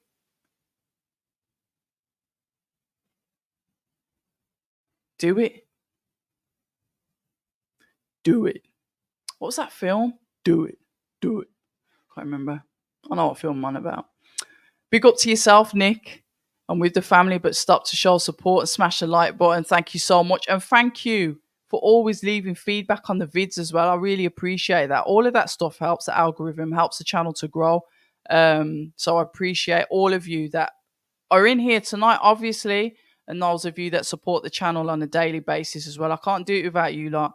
You're fantastic. I've got to always pay homage and respect to you guys, man. Seriously, I've got the best subscribers. I've said it and I'll keep saying it because we have the best conversations in this live chat in the evenings as well when we're doing this, but also the stuff, the ideas, the thoughts and opinions of you guys when you comment under the conversations that I've had as well.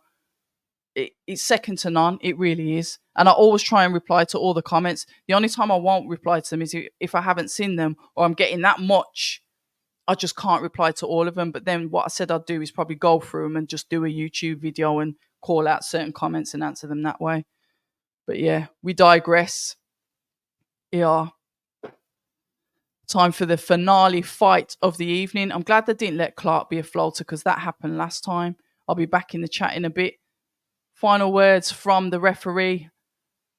Both fighters back to their respective corner as the team comes out, and it's just left with the three to get this party started. This Leach looks like he's going to be tough as well, isn't it? Let's have a look. Straight to the centre. Bloody hell, okay. Mcgrail isn't messing around. Came straight out. Southpaw stance. 1-2. Both of them straight getting into it. Listen, Mcgrail is not wasting any time. We are not having. To be fair, he was up last time when he was fighting in the US anyway. So he got unlucky, but yeah, he's not having it this time. Straight on the front foot, aggressive, and this is what we like to see. It focuses you on the fight.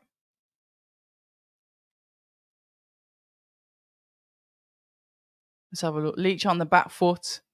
Mcgrail literally edging forward, feinting, doing a bit of feinting with his feet as he throws out to the jab of the body of Leach.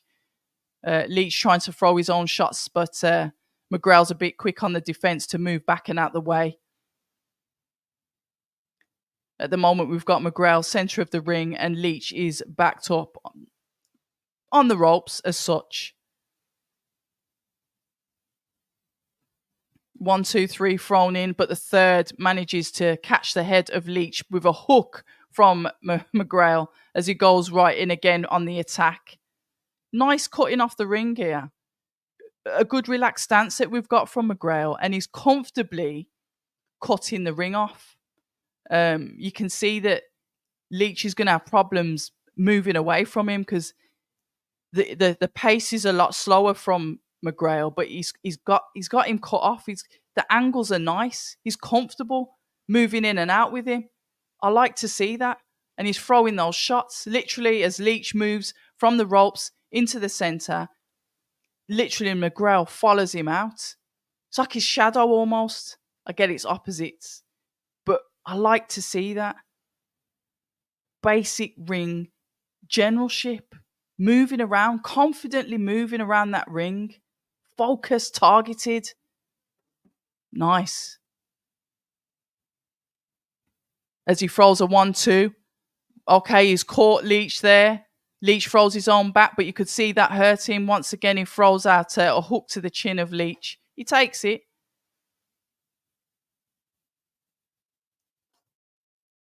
We like it.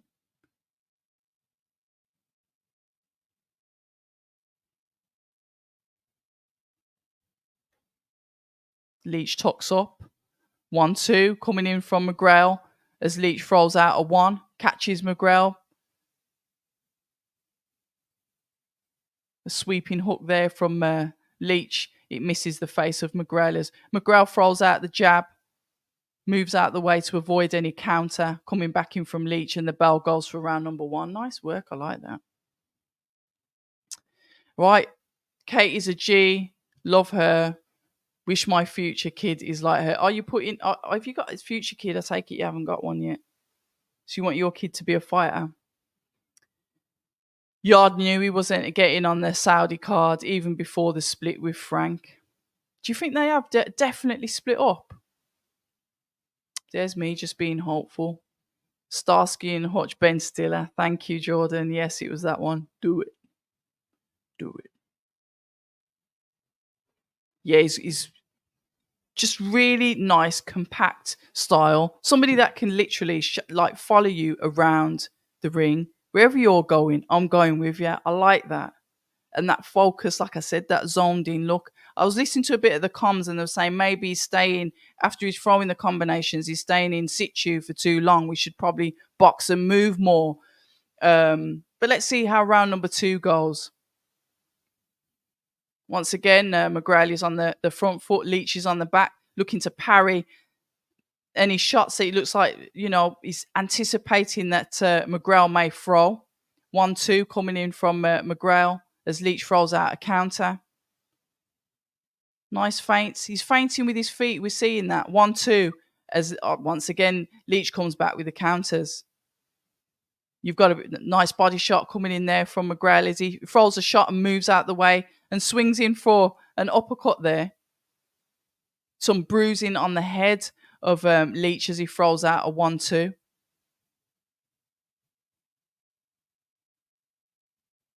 The jab coming out from Mcgrail. More like a feint. It didn't land. Saying all of this, literally, Leach is on the back foot towards the ropes. Not on the ropes, but towards the ropes as Mcgrail hunts him down the 4 corners of this ring. They've literally used up one side of the ring. Continuously on the back foot. as Mcgrail aggressively tucks up, throws the jab, tucks up, comes forward. Uppercut coming in there from Leach. 1-2 coming in from Mcgrail. Jab, lovely jab. Southpaw stance from Mcgrail onto just under the eye of Leach. I like the way he moves. It's so compact with it as well. Look at that. Throws out the jab. 1, 2, 3. Swings for the hook, but Leach manages to duck under. Let's see if Leach is going to still come back with these counters. It's like literally like Mcgrail is throwing like 1, 2, 3, and Leach is coming back with 1. The counter's there, but it's just not really effective. We need more than that to make this look competitive. Backhand to the body of Leach as Leach comes forward with a 1-2. Mcgrail comes forward with a 1-2. Leach still on the back foot, literally using up the 4 corners of this ring. Really good work here from Mcgrail. Jab coming out once again from Mcgrail. They're really using that feint with the feet as Leach comes back with a 1, 2, 3, 4, pushing himself out of the corner. But once again, Mcgrail just tucks up, comes forward and forces Leach onto the back foot. The clappers once again going in. Jab coming out from Leach to the head of Mcgrail. Touch gloves as they walk back into their respective corners. Leach looks shook. You can see that he's going to be a bit tough though. I can see a left hand finishing Leach. Leach is counter punching. Looks like his only hope, but yeah, it's like he's coming back with 1 counter. He hasn't come to win. He's come to stay in there though. Even if him and Frank patch things up, I'll be super surprised if he gets on the Saudi card. He ruffled the wrong feathers, being a silly, silly man. Hindsight's a wonderful thing, isn't it? But you know what, AP? You know when you're in it and you're sat there and you're the fighter and you're in that position and you know what you're being told. We sit on the outside, don't we? We're the audience. As all of this is going on. What are the fighters actually thinking? What are they being told? Because sometimes, and I can say this from experience, sometimes when people are told things, it doesn't necessarily transpire that way through to the fighters, or yeah, it's a tricky one. I hope he does sort it out though, because basically the Saudi card doesn't seem like that's going to happen for Yard, but it would be nice to see Boatsy Yard on the boxer thing. I think there's a dual TNT and Sky Sports as the output for it. I'd like to see it. I'd really like to see it. Oh, silly. Oh, you said Sly? Oh, Saz. Lions in the camp or snakes? I don't know. I think Tunde does, he's a real advocate for his fighter. And I think he does support him like that. But like I said, who knows what goes on behind closed doors? Talking about contracts. Beautiful shot there. Beautiful hook coming into the head of Leach from Mcgrail. And this is the first time I think I've seen Leach off the back of the ropes. That pressure. Still on the back foot. Hold on, he's edging back towards the ropes once again. Flicks out the jab. Missing the face of Mcgrail. Mcgrail tucks up. Lovely movement. He keeps moving. And this is what I like to see. When you see fighters are not moving the flipping head and they're like static targets. Don't get me wrong, he can still get caught. Someone's got that timing that can still catch you. But he's not leaving that open to opportunity. He's not going to stand there square on to get hit. He keeps moving and he feints with his feet. It's like, little jumping in, forcing your opponent to move so you can throw that shot after them, and then anticipating the counter so you move back out of range. We're seeing that from Mcgrail.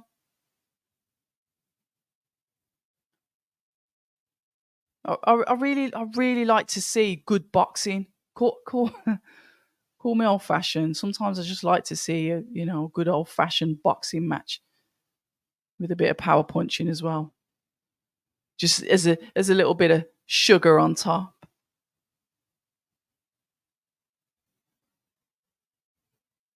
That was he caught him on the top of the head. Leach caught Mcgrail on the top of the head with a jab there. I think you can hear his corner getting really happy about that one shot that he's landed. Obviously helping their fighter grow in confidence, making him think, look, you can do this, you can catch him, you know?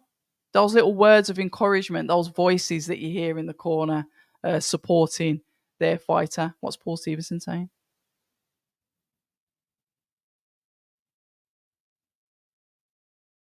Oh, bugger, they're not playing it. I hate when that happens.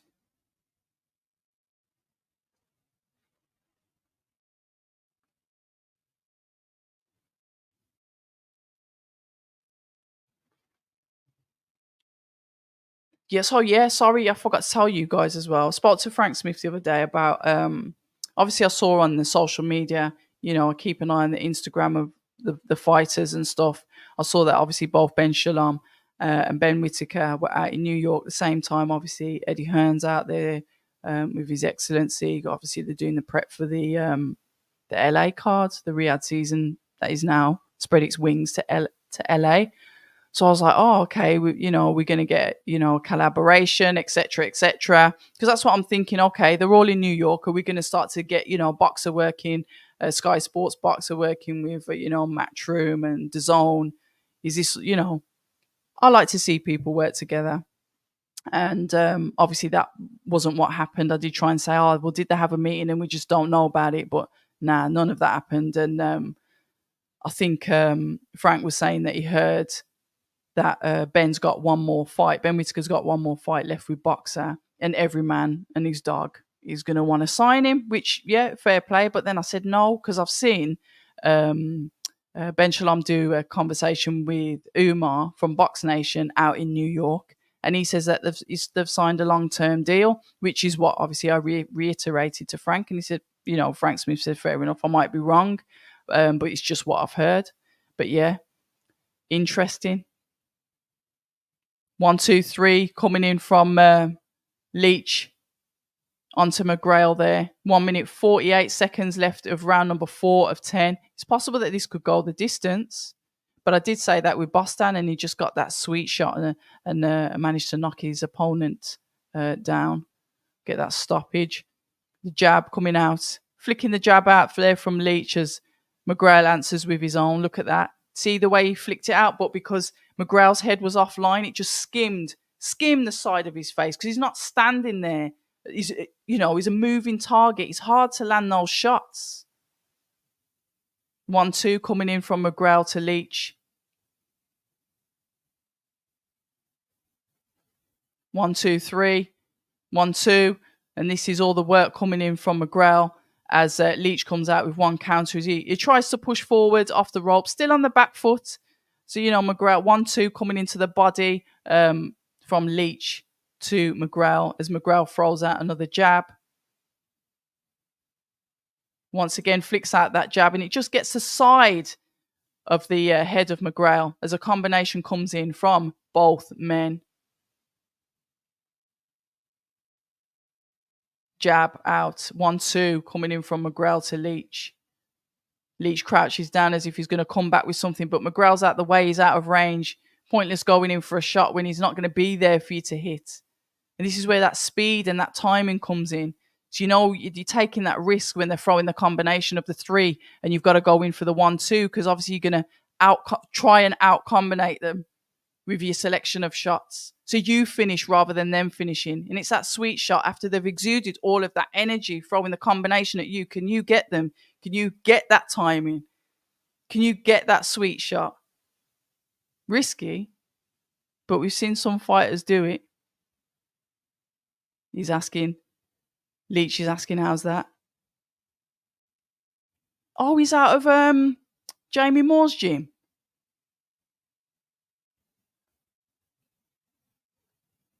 Yeah, he's out of that's Jamie Moore's team there, isn't it?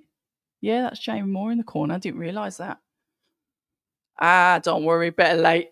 Better late than never. And obviously, Daz is backing it up. Loads of experience in Leach's corner. Ooh, look at them putting up the picture for Fury Music, May the 18th. You know I'm doing a watch along for that. Whether you're here or not, I will be doing a watch along. I cannot express how excited I am for that fight. I'm more excited for that fight than Beterbiev Bivol. Cannot wait. Literally. Here we go, round number 5 of 10. I'll be back in the chat in a bit, guys. Mcgrail comes out. These bleeding head clashes. Who's bleeding now? Right, Mcgrail still tucks up, comes forward as Leach is throwing out the jab. Throws a nice, lovely hook into the face of Leach. Both men going for it. Counters. Good hook work going in from both of the guys there, to be fair. Look at this. Look at this. Look at the way he cuts off the ring. Look at his feet. 1, 2. Look at the shots that he's landing. When you look at these fighters, look at who is landing the majority of the shots. Don't necessarily look at the output, but look at the shots that are being landed. The accuracy. Oh, saying that, Leach just caught him with a lovely one coming in there. 1, 2.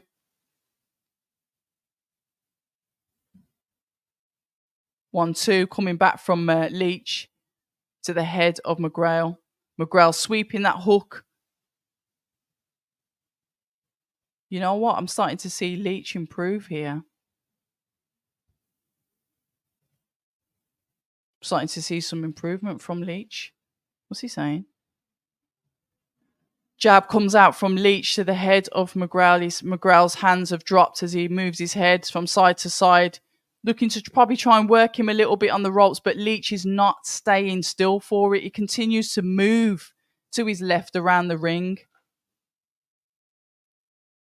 He's starting to dip the shots that are coming back in from Peter now. Flicking out the jab to the head of Mcgrail as Mcgrail throws his own jab, which is parried by Leach.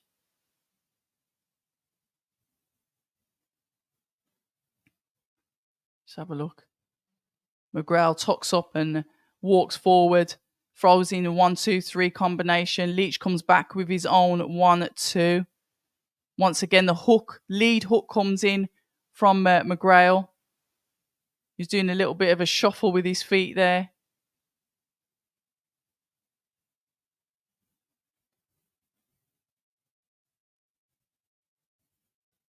Let's have a look.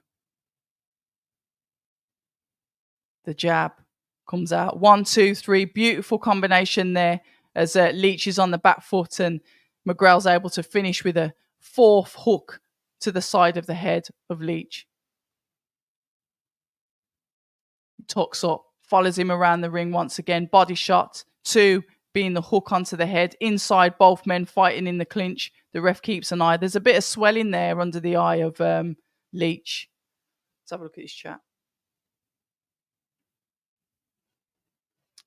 Just in the Eubank Pulse, what do you reckon? Feel for him now. There's another year gone on with no title fight or fight, and now Crawford versus Madrimov in the Riyadh season. It's one of them, Jordan. Your boxing career is fragile. You've got to look after it. You've got to nurture it. You've got to make sure you've got the right team behind you that's guiding your career. Sometimes you've got to take fights that you might not necessarily want to take. It's that solid graft. It's that momentum. It's that consistency.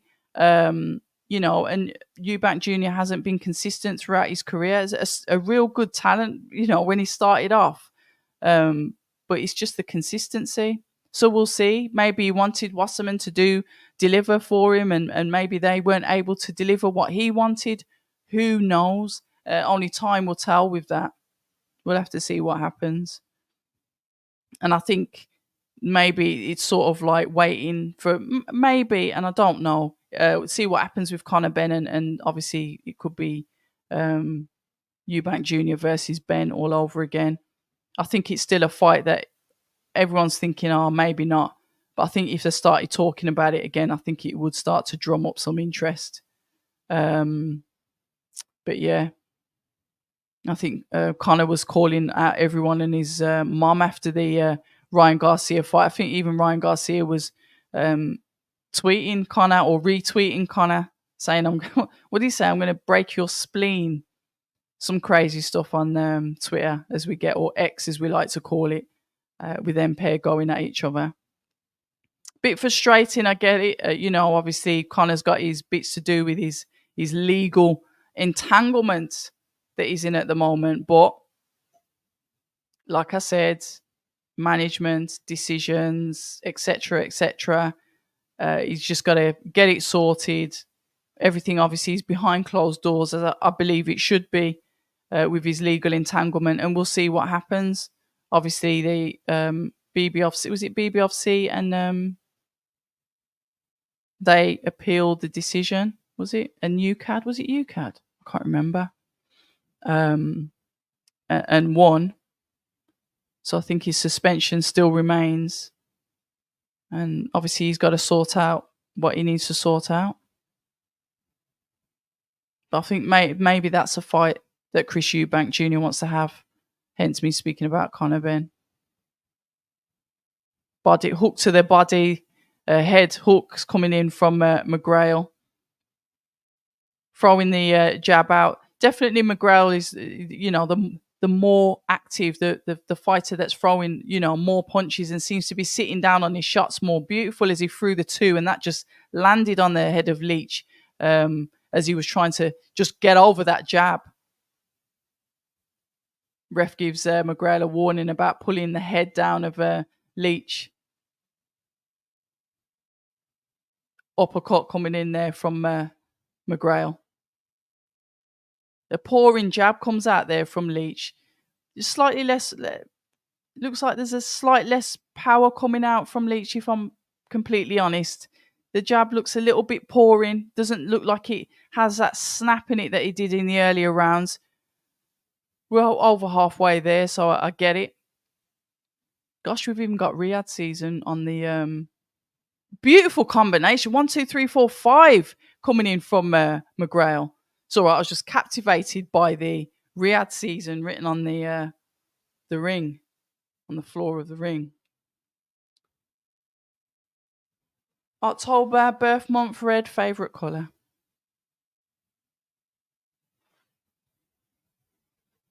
Nah, I'm not flying out to Saudi. Nah. Oh, there you go.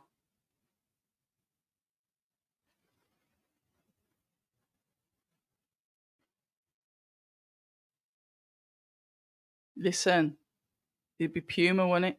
I'll have to switch over to Puma. If Whittaker does leave Boxer, do you think he might join an American promotion like PBC or Top Rank? No.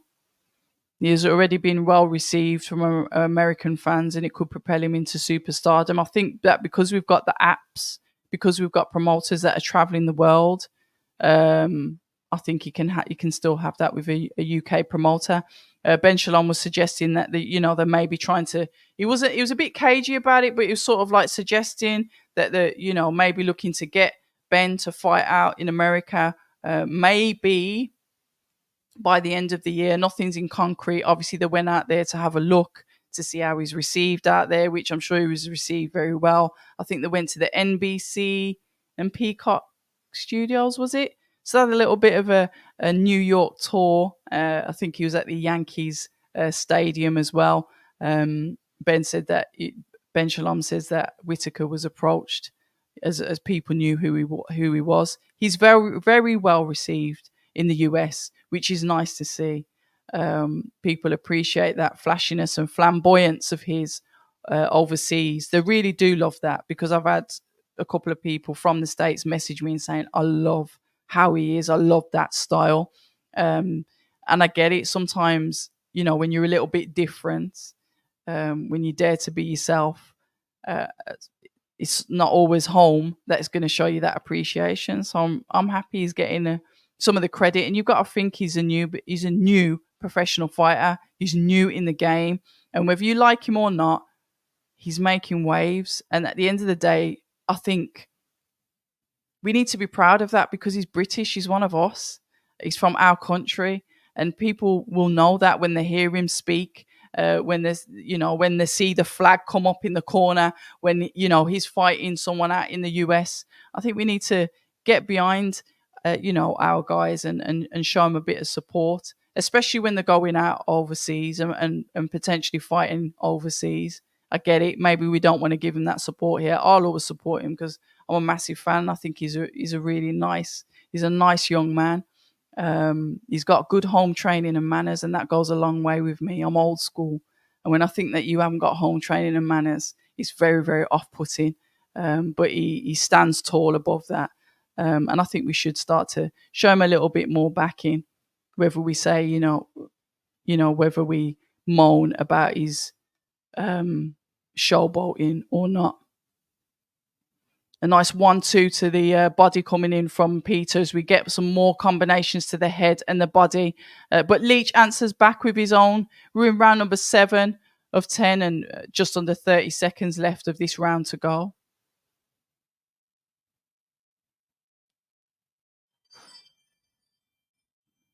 Leach's legs look a bit weak at the moment. I'm just looking at his stance. Doesn't seem to be standing quite strong on those legs of his. Let's have a look. He's answering. I mean, listen, Mcgrail's throwing out the shots and he is answering with his own, showing that heart that we often talk about in boxing. He had tremendous heart. He just obviously couldn't win. But his legs look a bit shaky, to be fair.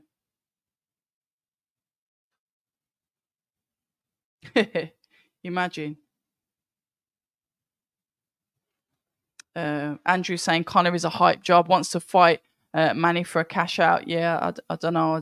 I weren't really feeling that fight. I think Manny Pacquiao's busy doing his advocacies for I don't know, the charitable organisations or whatever. So fracture Conor Ben spleen. Ryan said, yeah, fair enough. Did he say that? Did he say he'd eat it after? Or was that me just throwing sentences on the end? Yeah, it is. I've got Mary J. Blige and I've got Jay-Z. It's just a nice boxing picture, isn't it? Because I messed up the thumbnail.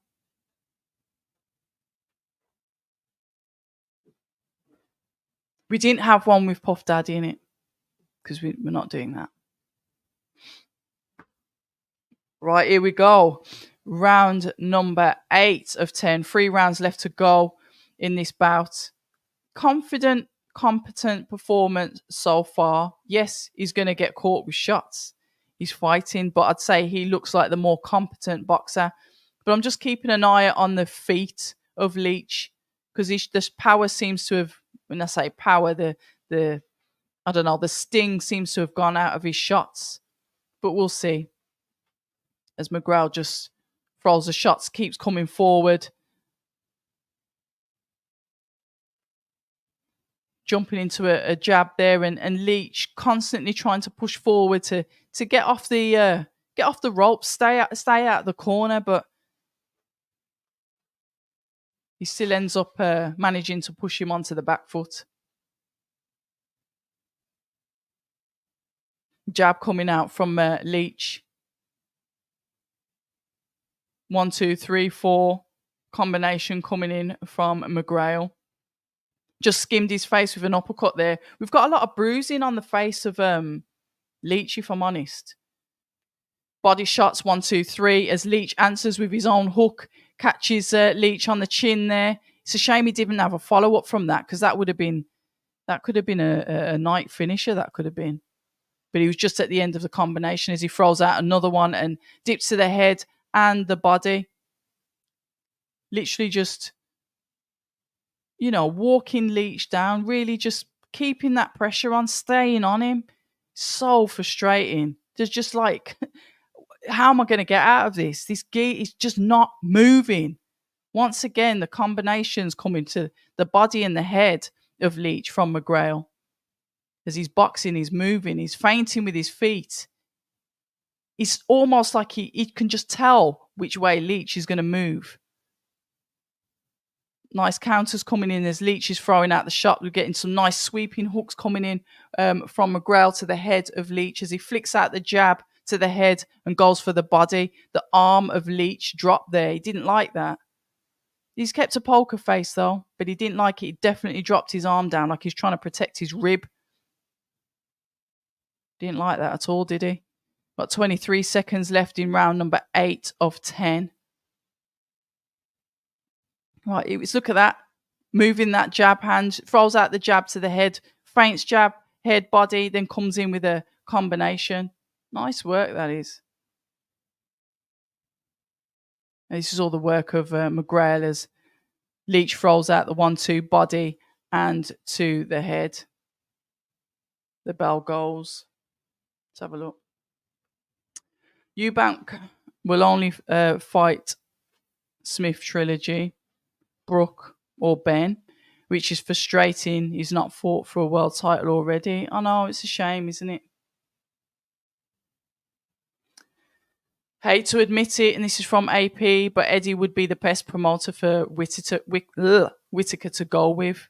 It's one of them, isn't it? When you look at a fighter and you think about promotional styles, but you know whatever whatever Whittaker decides to do is down to him. But one thing I will say, about Ben Shalom, he's trying. He's really trying. He's trying to build the stable of fighters that he's got. He knows that Ben wants to go out to America and fight out to America. So what's he done? He's gone out there.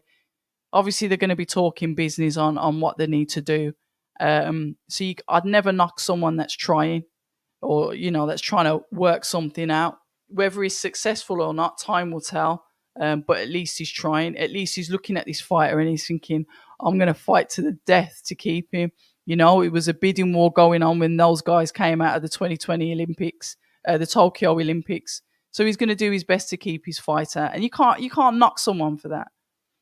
Whittaker's, a star in his own right because he's able to build his social media. I get it. The platform shows him with the Peacock deal that they've got out in the US. He's going to get that US exposure, isn't he? So people are going to start to see him out there. But he's the type of person, he was already filtering his name out there because obviously he's an Olympian as well. And I think the Americans are fans of the Olympics, aren't they? So, but he's built the brand, but the promotion has worked. You can't knock the promotion that he's had. Could he have somebody bigger and better to promote him? Yeah, absolutely. And that's, like I said, that's down to Whittaker on what he decides to do, what's best for his career. Because you can get paid a load of money. You can. And somebody can slap you that money, but then what are they going to do with you moving forward?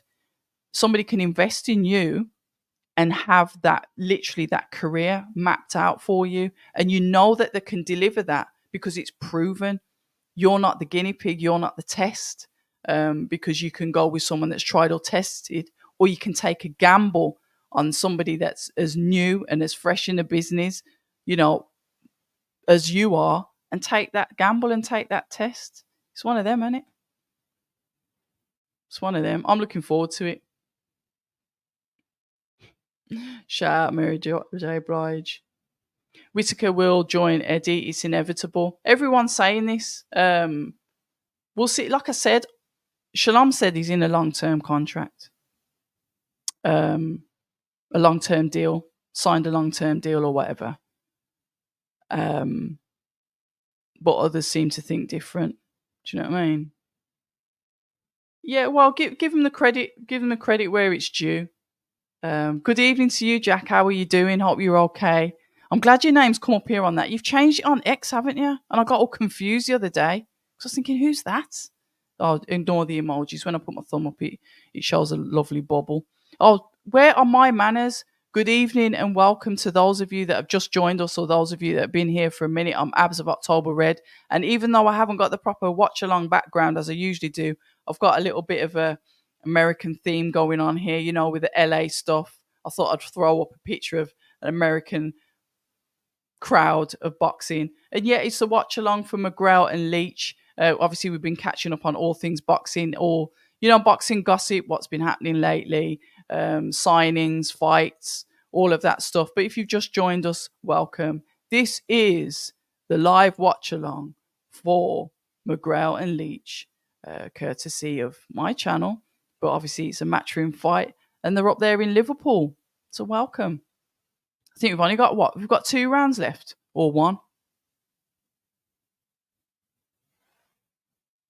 End of an era.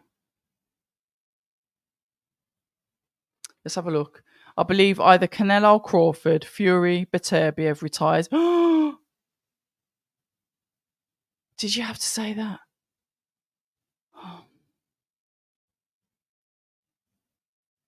Crawford? What's made you say that, Jack? Crawford? I understand with the others, and I get it. If I want Beterbiev to win. I believe that he can win. Sorry, we're in round 10 of 10 of this watch along. But can you, when you got a minute, can you tell me where you're going with the Crawford thing, please? Because I get the other two. I get it. They've done a lot. I do believe that Madrimov can spring a surprise too. I'm with you on that one. But we both know the type of training that those guys do. But let me know about. So you think Madrimov can do him, and then he'll retire on the back of that? Interesting. No, I didn't see that coming. I'm not saying I disagree with you. I'm saying that's not something that I thought of. But the other two I could agree with. But what made you? Why would he do that? He wants to really dominate the next division. I'm not writing him. I'm not writing him off just yet. Right, here we go. Both men actually in the center of the ring, and I did think this was going to go the distance, but we've still got just under 2 minutes left, so it's all subject to change. You know how it goes. Could be the last 10 seconds, the last second, and somebody gets knocked out cold, or it forces a stoppage. 1-2 coming in from Mcgrail as he edges forward. Once again, Leach, well, he's been continuously on the back foot for the whole of the fight, but he stayed in there as he throws out the jab, and Mcgrail throws back his own jab to counter. Leach flicks out the jab again from that waist high, throws the hook round the back of the gloves of Mcgrail. Mcgrail leads in to throw a jab, and it just skims the face of Leach. A 1-2 coming in from Leach, finishing with the overhand. And once again, as Mcgrail walks forward, tries to get him caught up on those ropes as he throws the combinations to the head and the body. The face of Leach is looking particularly bruised. He's took some hits in there, but he stays in there. He stays strong, slower. Maybe that snap isn't coming out in the punches that he's throwing, but he's staying in the fight. But Mcgrail doesn't seem to have lost anything. He's still fresh as a daisy. I'd like to see what he's conditioning in. And once again, he pushes Leach onto the ropes and let's go on. Let's the shots go on him. Put my teeth back in. Got 29 seconds left of this. I'd say, a comfortable win. A competent win. Would I say it's comfortable? You'd have to speak to young Mcgrail about that. But I'd say that, a competent performance. The clappers have gone. We're in the final 10 seconds.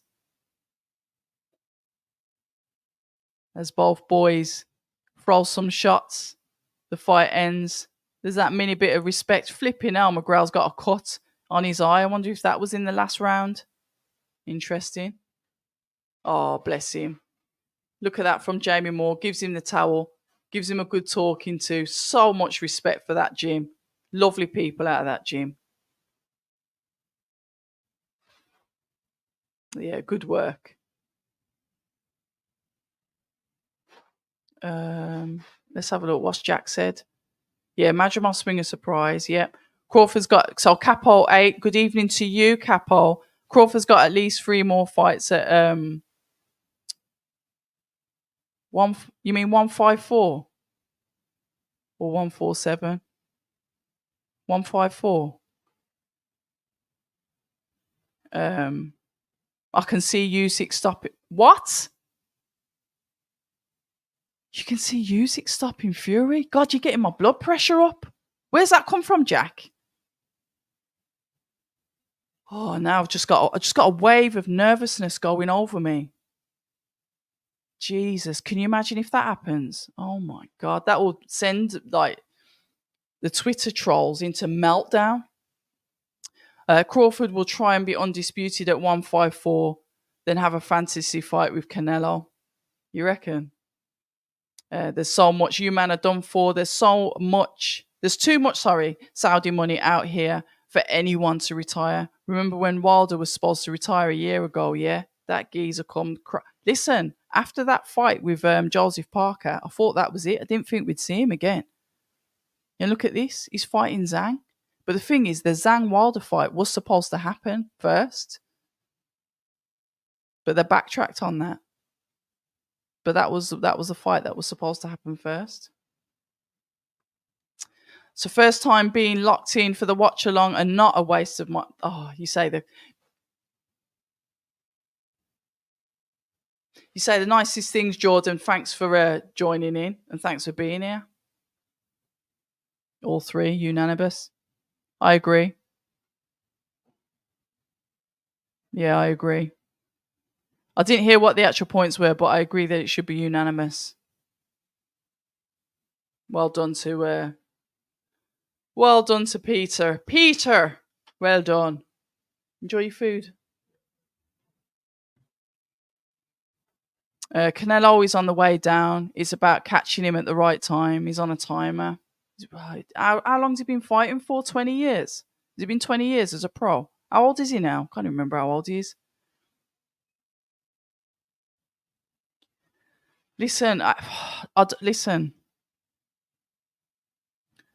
I might just have to have a shot of whiskey just before that fight starts. And guys, you know what it is with those watch-alongs. We're going to be here for 678 million hours.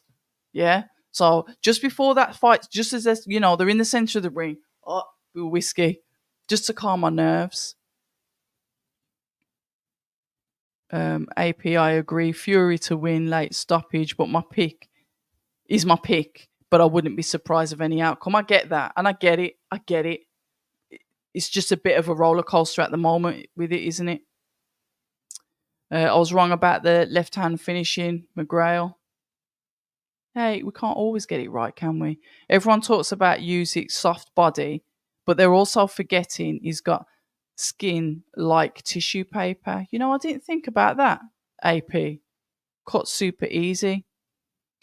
Speaking on Jamie Moore, what's your thought on Chantal Cameron at the moment? Well, she parted ways. She's with Grant Smith now, isn't she? She's in the Steel City gym. Obviously, she's frustrated because she wanted that trilogy with Katie Taylor, but obviously that just hasn't happened. Yeah, I'd be frustrated too. It's one of them. She's got. I can't tell a fighter how to feel. I can't sit here on my never boxed in my life and say how dare she complain. If that's how she feels, that's how she feels. It's one of them. Boxing's a tough sport. Tough sport up here. Fury Cut going to be interested in the fight that can open easily. Again, hold on. But Usyk can be hurt to the body. I can see Fury jumping on Usyk. I think Fury's going to come out quick if Fury can catch him. I think he's going to come out quick. I don't think there'll be no playing possum. I can see that having a really fast start. Turkey will get Eubank Jr. Ben made. I'm calling it from now. UK or no UK. Can you imagine if that was on the Wembley card? Just saying. Wilder Zhang is a tough one. Zhang straight left is a game changer. And the Wilder right hand is a game changer. Well, is it though? Is it?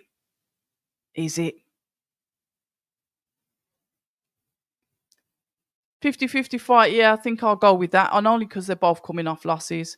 Hercule, thanks for the round per round, and I hope to see you next time. You definitely will. Sandy Ryan thinking of starting at OnlyFans after that Ryan Garcia performed. Oh, God, don't. You can do it for like fitness and stuff. You haven't got to like whatever they do on it. Fury's legs are gone. I don't know how people see Fury winning. Jack has a point. Listen. May the 18th, you know what it is. We're going to be here anyway. I don't know what time we're going to start the live because I'm mindful that it takes 800 hours in between each fight. So we could be here for a long one, but I'm definitely going to be here for that. Definitely doing a watch along for McCaskill and Price as well. I'm going to try and get to the Jack Catterall fight, the Felix Cash fight in Birmingham. I'm going to try and go to that as well. What are we doing this week? Just to keep you in the loop. This week, probably going live again on Monday with the GAD, as I do, just to catch up on the weekend's boxing and whatever else has been happening. Wednesday, I'll be in London because there's a press conference for courtesy of Boxer for Chris Billam-Smith versus Richard Riakporhe, so that'll be interesting. So I'll try and get you guys some content then. I've still got a video to put out from a conversation I had with Hughie Fury, obviously post-fight. I had the conversation yesterday. So I'll be still putting some content out over the week anyway. Listen, you guys, a watch party if you're not. A watch party for... You fancy... What's a watch party? That's caught my eye. What's the AP said about Johnny Nelson? I'll be doing a watch along. I don't know what a watch party is. A watch party? Or is that like a live thing? My 8-year-old niece can squat more than Fury right now. Listen, it is almost 11 o'clock. How have we done? We've done 2 hours and 20 minutes, which to be fair is quite short for us. But listen, I'll see you soon. Thank you all for listening in. You're amazing. No, we're not doing any of that. Watch party, 100 people watching the fight live broadcast. I don't know. I'd have to get licenses for that. I wouldn't even know. I'm going to Google it. I'll have a look at it. One day I want to do like a live thing so we can all get together like a pub or something. I think that would be good. Whatever. But that's way in the future. One day, no Diddy, watch, no thanks. There'll be none of that. But listen, back on it. I'm going to go now. So you guys, fantastic. Stay tuned for the content. Thanks for joining in tonight. I can't do this without you. You've been amazing. And you know what we're going to say? What we always say when we end every stream. Stay ready.